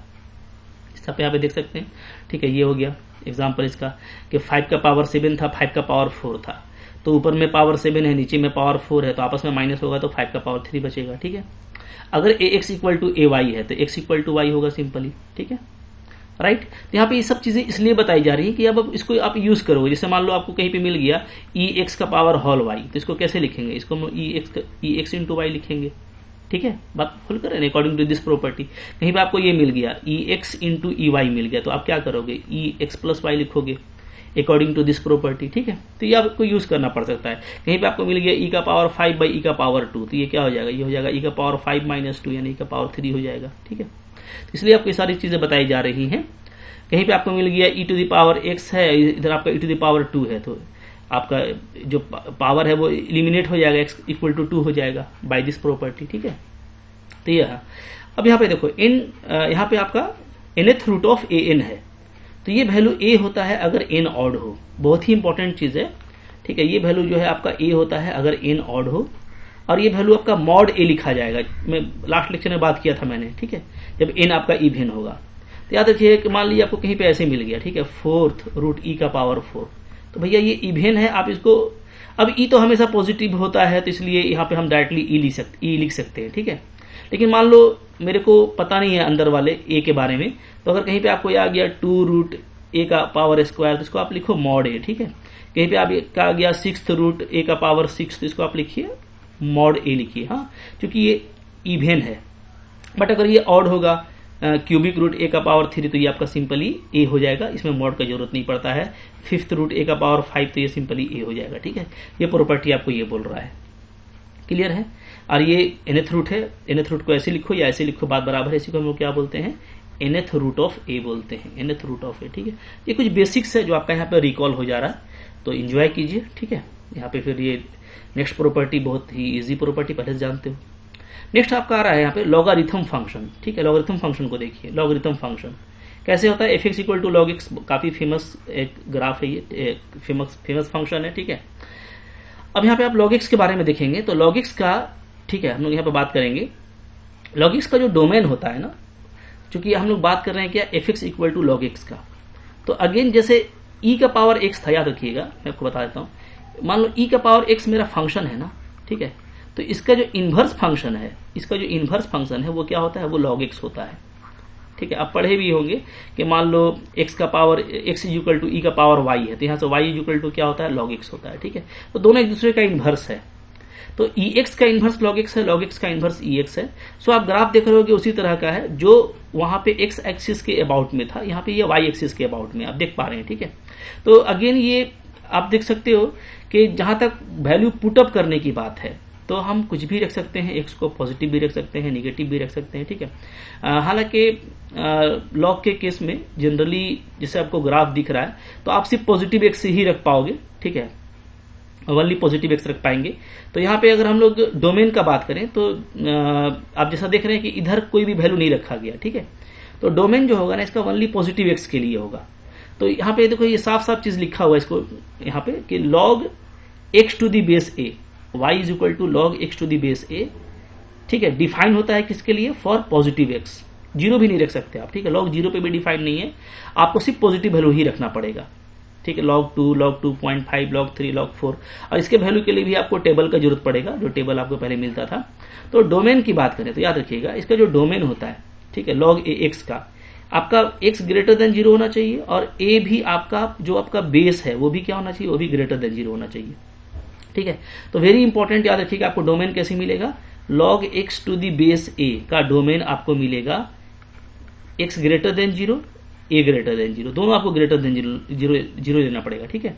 और सिंपली अगर हम लोग बात करें log x to the base e का, तो अगर ऐसा है जो कि स्टैंडर्ड लॉग फंक्शन होता है तो e तो आपका पॉजिटिव है ही, तो सिंपली इसका डोमेन क्या हो जाएगा, इसका डोमेन हो जाएगा कि x आपको ग्रेटर देन 0 लेना है, यानी 0 से इन्फिनिटी लेना है, ठीक है, ओपन इंटरवल 0 से इन्फिनिटी। तो आप देख सकते हैं जो ex का डोमेन था ना, जो ex का डोमेन था वही डोमेन क्या होता है, log x का भी होता है। जब हम लोग सिंपली log x बोलते हैं याद रखिएगा तो यहाँ पे बेस e छिपा रहता है, तो स्टैंडर्ड में हमेशा e छिपा हुआ रहता है, ठीक है, तो इसको बोलने का जरूरत नहीं है। लेकिन e के अलावा कुछ भी रहेगा, जैसे मान लो log x to the base a है, वहां पे आपको सतर्क हो जाना है कि वहां पे आपको x भी पॉजिटिव होना चाहिए, a भी पॉजिटिव होना चाहिए। अब e क्या होता है कि ऑलवेज पॉजिटिव होता है, इसलिए हम लोग e को लेकर टेंशन नहीं लेते और यहाँ पे सिर्फ x का काम देखते हैं, और x के काम के लिए जरूरी है कि x आपका क्या हो, ग्रेटर देन 0 हो, तभी ये डिफाइन होगा। तो डोमेन आपका क्या होगा, सिंपली 0 से इन्फिनिटी हो जाएगा, ठीक है। और आउटपुट आपको कुछ भी मिल सकता है, जैसा कि आप देख रहे हो y की तरफ आपको निगेटिव वैल्यू भी मिल रहा है, तो रेंज आपका यहाँ पे कुछ भी होगा, कुछ भी। रेंज क्या होगा जी, रेंज आपका कुछ भी होगा, ठीक है। तो ये आपका हो गया यहाँ पर रेंज। अब सिंपली अगर याद रखना चाहते हैं तो सिंपली याद रखिए, जैसे मैंने आपको बताया कि ex का ही इनवर्स क्या होता है, इनवर्स log x होता है, ठीक है। अब आप देखोगे कि अगर मैं बात करूं ex का, तो ex कैसे डिफाइन होता है, तो फंक्शन जो ex है वो डिफाइन होता है आपका रियल टू 0 टू इन्फिनिटी, ये आपका डिफाइन हो गया ex, ठीक है। मतलब ये ex के लिए डोमेन होता है और ये ex के लिए क्या होता है, रेंज होता है, ठीक है जी। अब आप इसका इनवर्स लोगे ना, जैसे आप इसका इनवर्स लोगे तो वो क्या हो जाएगा, वो फंक्शन बन जाएगा आपका log x। तो अब ये जो है इसका हो जाएगा डोमेन 0 से इन्फिनिटी, और ये क्या हो जाएगा, ये इसका हो जाएगा रेंज, ठीक है। तो याद रखना काफी आसान है, ex का आपने याद किया था कि रियल डोमेन होता है और रेंज पॉजिटिव होता है। अब log x में क्या हो जाएगा, डोमेन यही आपका पॉजिटिव हो जाएगा और रेंज आपका रियल हो जाएगा, ठीक है। तो उल्टा पुल्टा होगा, तो इस तरीके से आप इसको आसानी से याद रख सकते हो, ठीक है जी। लेकिन डिफरेंट लॉग में ये आपको याद रखना है कि अगर log x to the base a है तो आपका डोमेन जो है पूरा जो डिफाइन होगा वो x ग्रेटर देन 0 के लिए भी और a ग्रेटर देन 0 के लिए भी डिफाइन होगा, ठीक है। चलो अब कुछ यहाँ पे इंपॉर्टेंट देख लेते हैं, इसका लॉग का जो प्रॉपर्टी जो कि ज्यादा इंपॉर्टेंट है। तो देखिए लॉग का जो प्रॉपर्टी यहाँ पे उसको हम लोग कर लेते हैं, ठीक है। इसको आप लोग जरूर कॉपी कर लीजिएगा अच्छे से, ठीक है। देखो log to the base e पे ही बात हो रहा है, ठीक है, जो भी बेस होगा उस पर यही प्रॉपर्टी चलेगा। तो log 1 का वैल्यू 0 होता है, very important. log u into v को log u plus log v लिखते हैं, ठीक है। आपको पहले से ही पता है, मान लो कि कहीं भी आपको ऐसे दे दिया log x इंटू वाई, ठीक है, तो आप इसको स्प्लिट कर सकते हो। स्प्लिट करोगे तो ये हो जाएगा log x और प्लस क्या हो जाएगा, log y हो जाएगा, ठीक है। इसी तरीके से अगर log x बाई वाई दिया हुआ है डिवाइड में, तो ये क्या हो जाएगा, तो यहाँ पे आ जाएगा log x और माइनस हो जाएगा क्या, log y, ठीक है। ये सारी बातें यहाँ पे देखो दी हुई हैं कि अगर डिवाइड में होगा तो माइनस में चला जाएगा, ठीक है जी। एग्जाम्पल भी दिया हुआ है कि मान लो log 4 इंटू 8 है, हाँ, बेस 2, तो अलग अलग करेंगे तो log 4 बेस 2 log 8 बेस 2, ठीक है। इसी तरीके से 8/4 है log में, तो ये अलग अलग करेंगे तो log 8 माइनस log 4 जो भी बेस है वो दोनों में रहेगा, ठीक है। क्लियर। अच्छा, अब प्रॉपर्टी फिर क्या होता है, फिर इंपॉर्टेंट प्रॉपर्टी यहाँ पे आपका आ जाएगा कि log, मान लो x to the base y है, sorry x to the power y है, तो जो भी पावर है वो आगे आ जाता है, y log x हो जाता है। वेरी इंपॉर्टेंट प्रॉपर्टी, बहुत यूज होता है सारे प्रॉपर्टीज का, बहुत अच्छे से याद कर लोगे, ठीक है।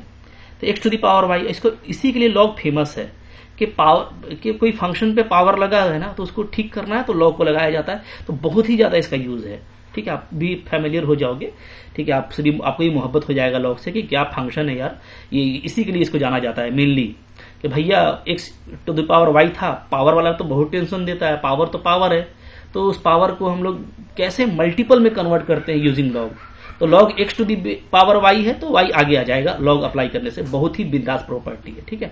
यहाँ पे वही चीज बोल रहा है कि log मान लो u का पावर r है तो r आगे आ जाएगा, log u बचेगा, ठीक है, बेस के साथ में। जैसे मान लो आपने कहीं पे लिखा हुआ है log 9 का स्क्वायर, तो स्क्वायर 2 आगे आ जाएगा और बचेगा log 9 विद दिस बेस, ठीक है। मान लो कहीं पे log ex है तो ये सिर्फ x होता है, बहुत अच्छा प्रॉपर्टी, क्योंकि आपको पता देखो log जो है ना e to the power x, ये सिंपली x होता है, क्योंकि जब सिंपली log की बात करते हैं तो बेस e छिपा रहता है यहाँ पे, ठीक है। यहाँ पे आप वही बोलोगे कि x आगे आ जाएगा, तो अगर x आगे आएगा तो क्या बचेगा, log e to the base e बचेगा, तो अगर ये सेम है तो ये क्या है, ये 1 होता है, ठीक है। आपको एक बात याद रखना है, मैं log में बता दूं, ये जैसे मान लो कहीं पे ये लिखा हुआ है ना log x to the base y, तो इसका मतलब क्या, इसका मतलब होता है log x by log y, ये इसका मतलब होता है, ठीक है। मतलब हम log x to the base y को ऐसे अलग कर सकते हैं, ठीक है। नीचे वाला बेस होता है log x to the base y, तो log x by log y हो जाएगा। अब यहाँ पे दोनों जगह बेस e आ जाएगा, ठीक है, बेस e, अगर कोई बेस नहीं है तो e आ जाएगा।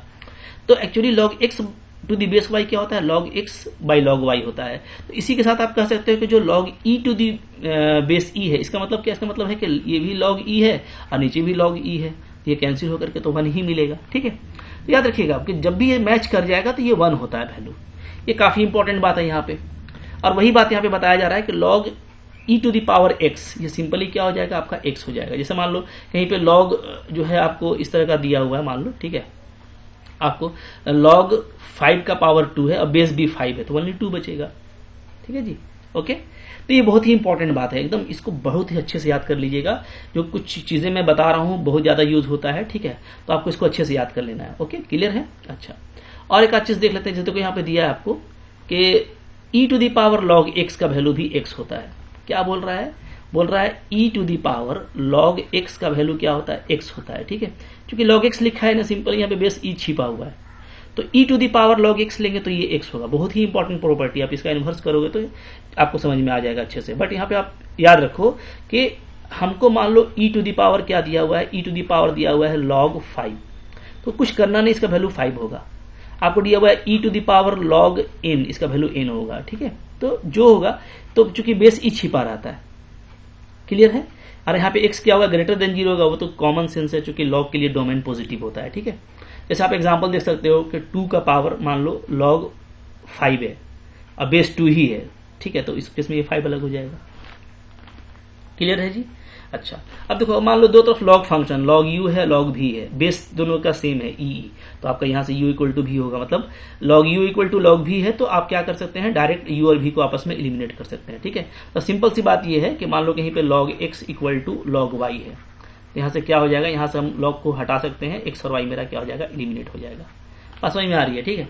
तो बहुत ही कुछ इंपॉर्टेंट प्रॉपर्टी है जो आपको एकदम नोट कर लेना है इसको, ठीक है। देखो यहाँ पे बुकलेट पे ही छोड़ दोगे तो मजा नहीं आएगा, हाँ, इसको आप कॉपी पे नोट कर लो। अब मैं उन बच्चों को कह रहा हूँ जिनको log के प्रॉपर्टीज याद नहीं है, बहुत ज्यादा यूज करते हैं हम लोग, तो सो प्लीज आप इसको याद कर लीजिए, ठीक है। चलिए अब आगे देखिए, फिर यहाँ पे क्या है, फिर है कि जैसे यहाँ पे एक बात आपको लिखा हुआ है कि कहीं पे इस तरह से होता है ना कि y equal to log x to the base b है, तो यहाँ से ये इक्विवेलेंट होता है x to the power b का पावर y का। तो मैंने अभी आपको समझाया है, जैसे मान लीजिए कहीं पर भी x इक्वल टू b का पावर y है, ठीक है। आप दोनों तरफ log लगाएंगे, taking log both side, taking log both side, ठीक है। दोनों तरफ आप क्या करोगे, आप log लगाओगे तो क्या हो जाएगा, तो ये आपका हो जाएगा, इधर आ जाएगा log x और इधर आ जाएगा log b का पावर y, ठीक है। तो ये क्या हो जाएगा, ये आपका हो जाएगा log x equal to y log b हो जाएगा। ठीक है, ऐसे हो जाएगा, पावर आगे आ जाएगा। अब आप इसको चाहो तो ऐसे कर सकते हो, वाई इज इक्वल टू क्या हो जाएगा, लॉग एक्स और बाई लॉग बी, ऐसा हो जाएगा। ठीक है, अब आप इसको ऐसे लिख सकते हो, log x to the base b, क्योंकि नीचे वाला बेस बन जाता है। यहाँ पे वही बता रहा है कि y equal to log x to the base b जो है ना, ये इसके इक्विवेलेंट है। ठीक है, तो सिंपली अब आप इतना लंबा करने का जरूरत नहीं है, आप इसको थोड़ा सा मोटे तौर पे याद रखना। कैसे याद रखना कि आपको सिंपली ये दिया हुआ है x इक्वल टू बी का पावर y ना। ठीक है, यहां से अगर मैं लॉग लगाऊंगा तो सिंपली क्या हो जाएगा, y इज इक्वल टू हो जाएगा log x to the base b। ठीक है, ओके। तो अब यहाँ पे जैसे लॉग लगाएंगे ऐसा नहीं, आपको याद किस तरीके से रखना है कि अगर x इक्वल टू बी का पावर y दिया हुआ है तो ये जस्ट इक्वल टू हो जाएगा क्या, y is equal to log x to the base b। ठीक है, क्लियर है। मतलब y को जैसे ही हम अलग करेंगे तो क्या हो जाएगा, log x to the base b। अब ये भी बहुत ही इंपॉर्टेंट फॉर्मूला है, क्यों, इसलिए कि देखो यहाँ पे पावर में है, b का पावर y है, तो यहां से अगर हमको सिंपली y चाहिए तो कितना क्विकली आपको ये लॉग के टर्म में y का वैल्यू दे रहा है। और ये कैसे प्रूफ कर सकते हो, ये नीचे मैंने आपको दिखा दिया, बट इंपॉर्टेंट है कि इसको आप फ्रीक्वेंटली हर जगह स्पीडली यूज कर सको। तो स्पीड बनाने के लिए मैथमेटिक्स में, ठीक है, और एक्यूरेसी मेंटेन करने के लिए ये सब फॉर्मूलाज बहुत ही इंपॉर्टेंट है, आपको बिल्कुल याद कर लेना है। ठीक है जी, क्लियर है।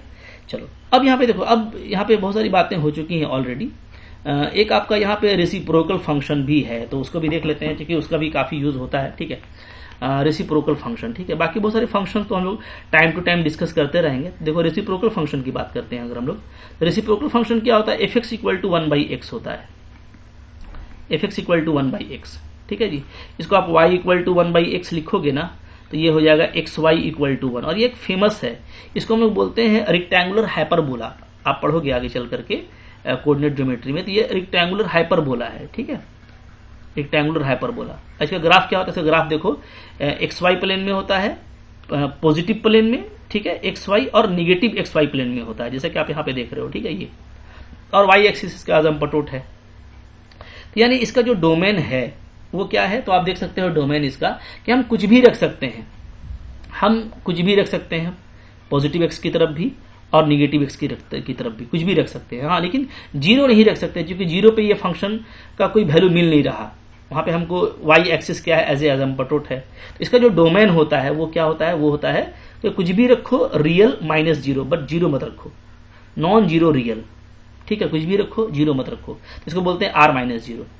तो रेंज भी आप देखोगे कि रेंज भी हमको कंसेक्वेंटली क्या है कि हमको वाई एक्सिस में हमको कुछ भी रेंज मिल जाता है। देख रहे हो ना आप, आपको कोई भी वैल्यू मिलेगा। ठीक है, इसी तरीके से आपको माइनस वाई में भी वैल्यू मिल रहा है, बट आपको यहाँ पे अगेन जीरो नहीं मिलता, मतलब एक्स एक्सिस आपका क्या होता है, आजमपटोट हो जाता है। तो रेंज के केस में भी क्या है कि आपको कुछ भी रेंज मिलेगा बट जीरो नहीं मिलेगा। ठीक है, क्लियर है। तो डोमेन इसका रियल माइनस जीरो, रेंज भी इसका real minus zero, rectangular hyperbola होता है, इस तरह का ग्राफ बनेगा। ठीक है, इंट्रीज भी डाल करके देख सकते हैं, बट अब हम लोग एक अच्छे मैथमेटिक्स की तरफ आगे बढ़ रहे हैं, तो बार बार ऐसे इंट्रीज डाल करके आपको ग्राफ नहीं बनाना, आपको याद रखना है कि इसका ग्राफ ऐसे होता है। क्लियर है जी, ठीक है। देखो फंक्शन तो ऐसा है ना कि खत्म कभी नहीं होगा, और वीडियो का लेंथ कितना लंबा हो गया ये आप भी देख रहे हैं। तो अब इसको बिल्कुल फिनिश करते हैं। दो चीजें मैं आपको लास्ट बता देता हूं, उसमें दो इंपॉर्टेंट फंक्शन है, एक है आपका ऑड फंक्शन और दूसरा है हमारा इवन फंक्शन। ठीक है, मैंने कई वीडियो लेक्चर में इसको कंटिन्यू किया है आगे भी, ऑड फंक्शन क्या होता है, इवन क्या होता है, एक बार फिर बता देता हूं। तो देखो क्या होता है, a function a from a to b is said to be an odd function when क्या होना चाहिए, f minus x equal to minus f x होना चाहिए। ठीक है, f minus x equal to क्या होना चाहिए, minus f x, for all x belongs to a। मतलब हम डोमेन का कोई भी एंट्री डालें, अगर एफ एक्स अगर f माइनस एक्स अगर आपको माइनस एफ एक्स मिलता है ना, ठीक है, for all x belongs to a। ठीक है, तो ये आपका ऑड फंक्शन है। क्या है, ऑड। बहुत ही इंपॉर्टेंट होता है ऑड फंक्शन में, आगे चल के इसके बहुत सारे बेनिफिट्स की बात करूंगा, आप ये याद कर लो, अभी ये ऑड फंक्शन होता है। ठीक है, जैसा फंक्शन होगा उसके पर हम लोग बात करेंगे, उसका डोमेन और रेंज पर, बट ये ऑड फंक्शन है। एग्जांपल आप देख सकते हैं, एग्जांपल क्या है, जैसे y equal to sine x, y equal to x cube, y equal to 10x, ये सब ऑड फंक्शन है। क्यों, क्योंकि देखो अगर आप साइन एक्स की बात करो, ठीक है, तो साइन एक्स में आप देखोगे कि एफ एक्स क्या है, एफ एक्स आपका साइन एक्स है। ठीक है, मैं माइनस एक्स डालता हूं तो क्या हो जाएगा, ये हो जाएगा आपका साइन माइनस एक्स। ठीक है, यानी क्या मिल जाएगा, माइनस साइन एक्स। ठीक है, क्योंकि साइन का माइनस बाहर आ जाता है, तो ये एक्चुअली ये माइनस एफ एक्स हो गया, देख रहे हो ना। तो एफ माइनस एक्स क्या आ गया, माइनस एफ एक्स के बराबर आ गया, तो ये क्या है आपका ऑड फंक्शन है। लाइक दैट ये सारे ऑड फंक्शन है। इवन फंक्शन क्या होता है, तो इवन फंक्शन अगेन काफी इंपॉर्टेंट है। A function a from a to b is said to be even if f minus x equal to positive F x. मतलब इसमें माइनस नहीं आना चाहिए, जैसे ऊपर माइनस आया ना, माइनस नहीं निकलेगा, सिंपली पॉजिटिव एफ एक्स निकलेगा for all X belongs to ए।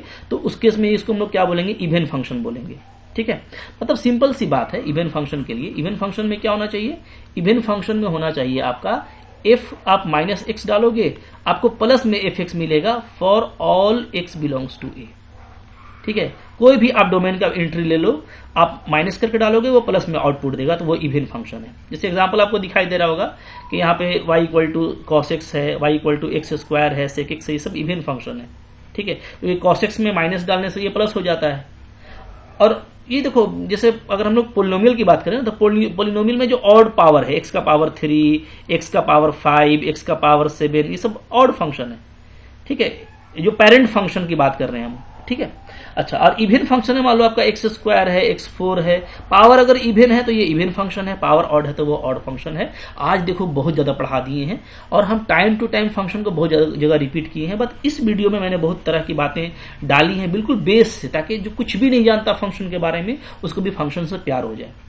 और देखो एक्चुअली हम लोगों का मोटिव पर्पस यही है कि भैया मैथ से प्यार होना चाहिए। जिस आदमी का भी मैथ से प्यार हो गया ना, उसका लाइफ कभी सुना नहीं रहता, वो बेचारा कभी किसी का ये नहीं रहेगा, डिपेंडेंट नहीं रहेगा किसी पर। वो क्या है, वो खुद कमा खा सकता है। मैथमेटिक्स ऐसा नॉलेज है और यूनिवर्सल फैक्ट है, हमेशा रहने वाला है, ठीक है। कितना भी टेक्नोलॉजी हाई हो जाए, वो टेक्नोलॉजी मैथ के पास ही आता है, मैथ ही उसको आगे और बूस्ट करता है, ठीक है। कोई भी तरह का आप हाई टेक्नोलॉजी की बात कर जाए, अब जब हायर मैथमेटिक्स पढ़ोगे तो आप इसको खुद देख सकते हो। तो खैर, फंक्शन से मैंने आपको बहुत कुछ समझाने की कोशिश किया। आई होप आपको ये लेक्चर अच्छा लगा होगा। लाइक करके उठिएगा, ऐसे नहीं, ठीक है। चैनल को सब्सक्राइब भी कर दीजिए, अगर नए हैं तो शेयर कीजिए इसको फ्रेंड्स साथ में, ताकि लोग फंक्शन से फैमिलियर हों।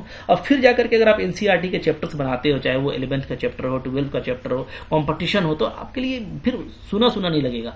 स्पीड भी आएगी, एक्यूरेसी भी आएगी, कंपटीशन निकलेगा, लाइफ सेटल हो जाएगा। मैथ से प्यार करके देखो, ठीक है। तो ये सारी चीजें याद बट कर रखनी पड़ेंगी, याद करनी पड़ेगी, थोड़ा रिवीजन करना पड़ेगा, रातों को जागना पड़ेगा। प्यार ऐसे थोड़ी होता है, कुछ रातों को जागिए, कुछ मेहनत कीजिए, नोट्स बनाइए, थोड़ा सा टाइम दीजिए। आप मैथ को थोड़ा टाइम देंगे ना, मैथ आपको लाइफ टाइम आपको टाइम देने वाला है, आपकी जिंदगी को सेटल कर देगा, ठीक है। मिलते हैं अपने अगले लेक्चर में, पढ़ते रहिए। Thank you very much.